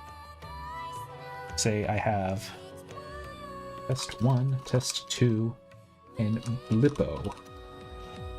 So I have these three pegs right, or these three drawings right here. Let's go to a blank spot on the timeline so you can see. Blippo is going to be loud. He's very happy. Test 2 is going to be his red umbrella. And test 3 is going to be his Colt 1911.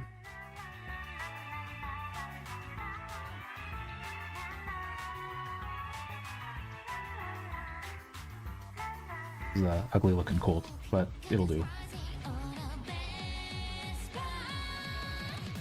So, naturally, I want Blippo to have his own peg, so that way he can move around. And I also want his two tools to also move with him. So now, these are all bound together and they can all move with him. I haven't had to even touch the node view, if you notice. However, I also want him to move his own stuff around and pose them, so I'm going to make his umbrella with its own peg. I'm going to take this tool up here, the rotation tool, move this over to the umbrella. So now this rotates around. And then I'm going to do the same with the gun. Move it over to the handle. Then let's extend this so that way I can animate a little bit. Let's go to 480 and 420. Make a keyframe there. So I'm going to start by doing a little dance for him. I'm going to start here, and he's going to go down, up, and then down, and then up. And he's going to keep doing this.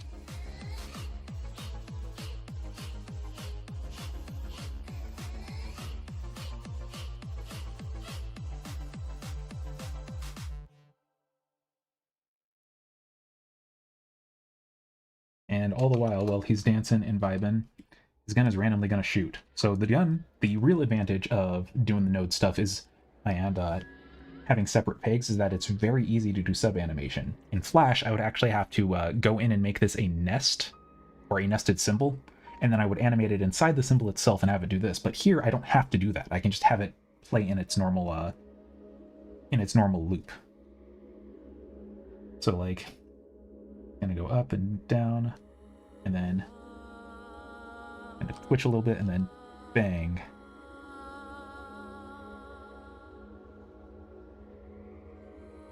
And if I press R, it also resets the position.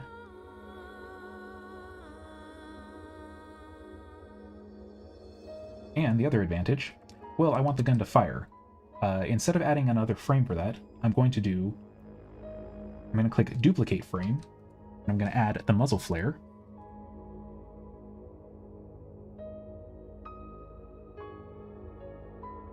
And then I'm going to actually, down here you can actually see the name of the currently selected drawing. There's gun 1 and gun 2. That means we're on frame 2. I'm going to cycle back to frame 1 using a keyboard shortcut. Duplicate it again, and just make the flash teeter off, and then go back to frame 1. Then I'm going to go over here, and I'm going to paste this animation again and have it play another time. And then likewise for his umbrella, I'm going to have it kind of lag a little bit. As it goes down, it's going to kind of go up, and then it's going to come to a rest down here. And it's going to basically kind of follow this pattern, where it's kind of like being pushed by his other motions before coming to a rest. And because this is a loop from here to here, I can just select all this, and then it just repeats.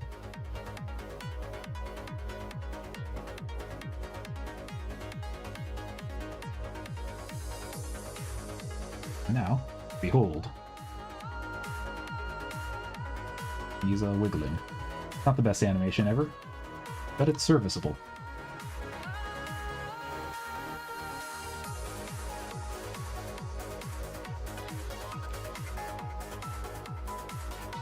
Lupo is dancing with his umbrella. And he's shooting a gun. The thing is, a lot of the stuff that applies to Animate and Flash still applies to Toon Boom,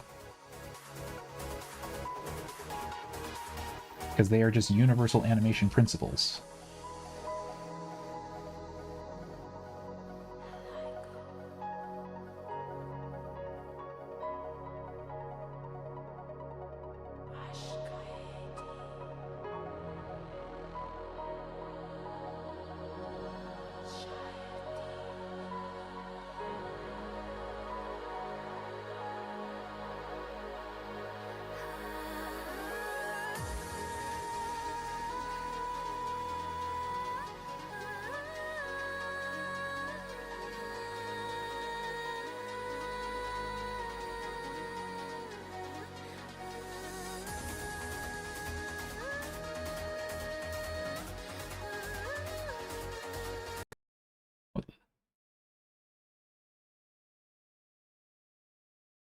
Oh boy. So I'm alright. My music just crashed because apparently my video player crashed. Still here.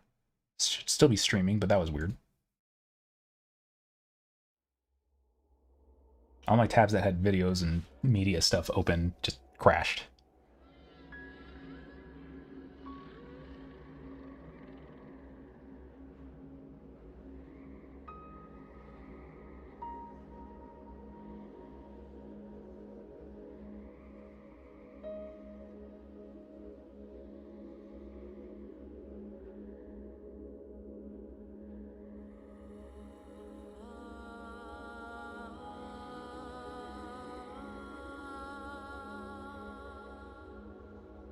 But yeah.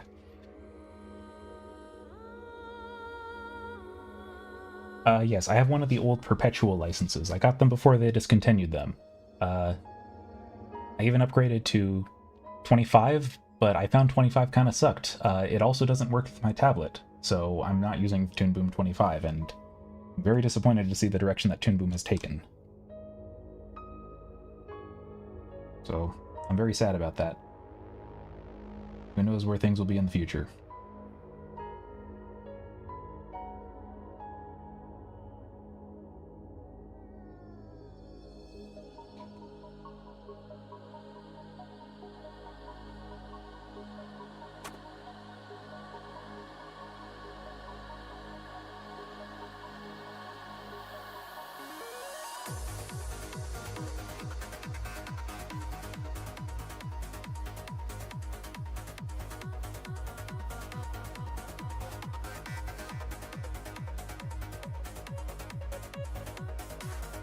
Right. Let's actually move this bed here.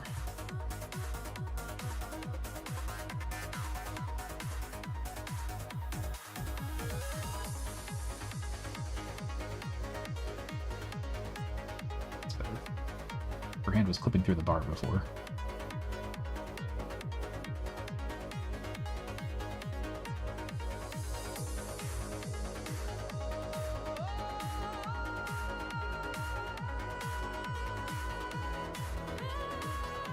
So, starts at frame 9, and goes to frame 340, I think.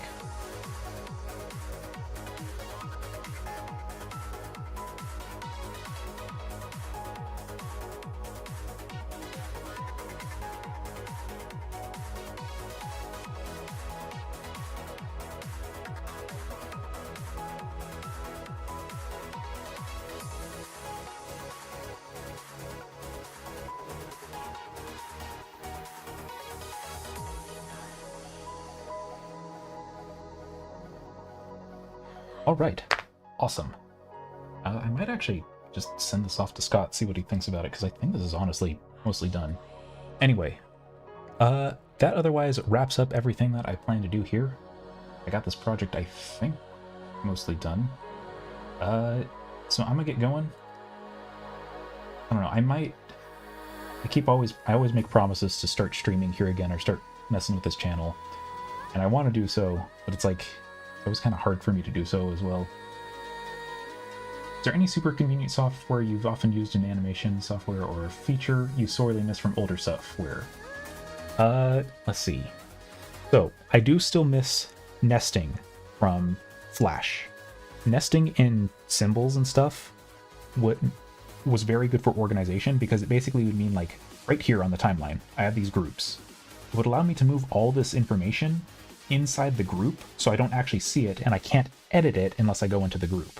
And that is actually a very big advantage, because it allows you to get much easier playback for things. The flip side is that the way that it is right now, everything in here I can edit whenever I want, regardless of where it's being moved. Whereas in Flash, I had to go inside the symbol, and then I wouldn't be able to see the general animation effects that are applying to that same symbol. So it's like kind of both drawbacks and benefits for both.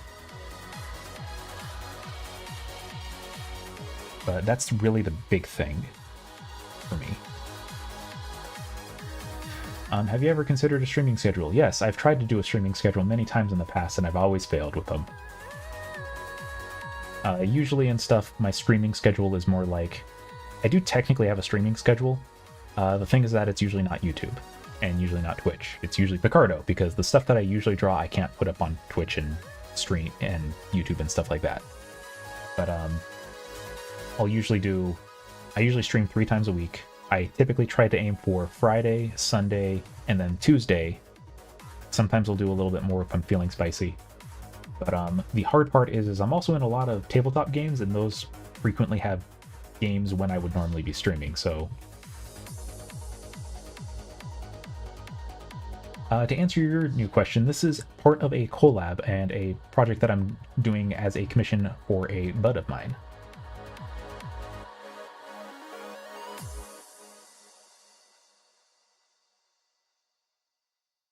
But, yeah, this is going to be part of another video that is going to be going up on YouTube at some point undisclosed in the future.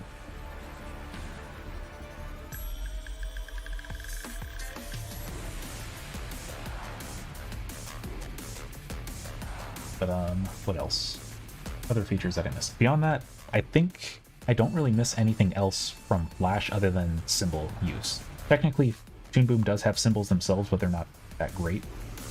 The thing I also will say about Flash that it does have an advantage over Toon Boom, it's a lot faster to start a project in Flash than it is in Toon Boom. But Toon Boom also can just do a lot more overall. So like longer term projects, in my opinion, Toon Boom does work better, whereas Flash is like a lot easier to just pick up and go. I kind of feel the same way about CSP versus Toon Boom as well. Like if I have a small thing in mind, sometimes I can just pick it up and go at it and do it frame by frame in CSP, whereas in Toon Boom, not necessarily as easy. Also depends on how detailed I want it to be. Anyway, as mentioned, I may or may... I don't want to get anybody's hopes up. I might try to stream a little bit more here regularly, do random things, work on art, just have some form of activity. I do have a little 3D thing that I want to try cracking into again, so maybe I'll stream some of that. Who knows? And also, I do always hear the calls for the requests for more plushies, and I want to do more plushies and stuff as well. It's just a weird situation to be in right now. But anyway, I'm going to go ahead and wrap things up. Thank you all for watching. You all are lovely people. Good night, everyone.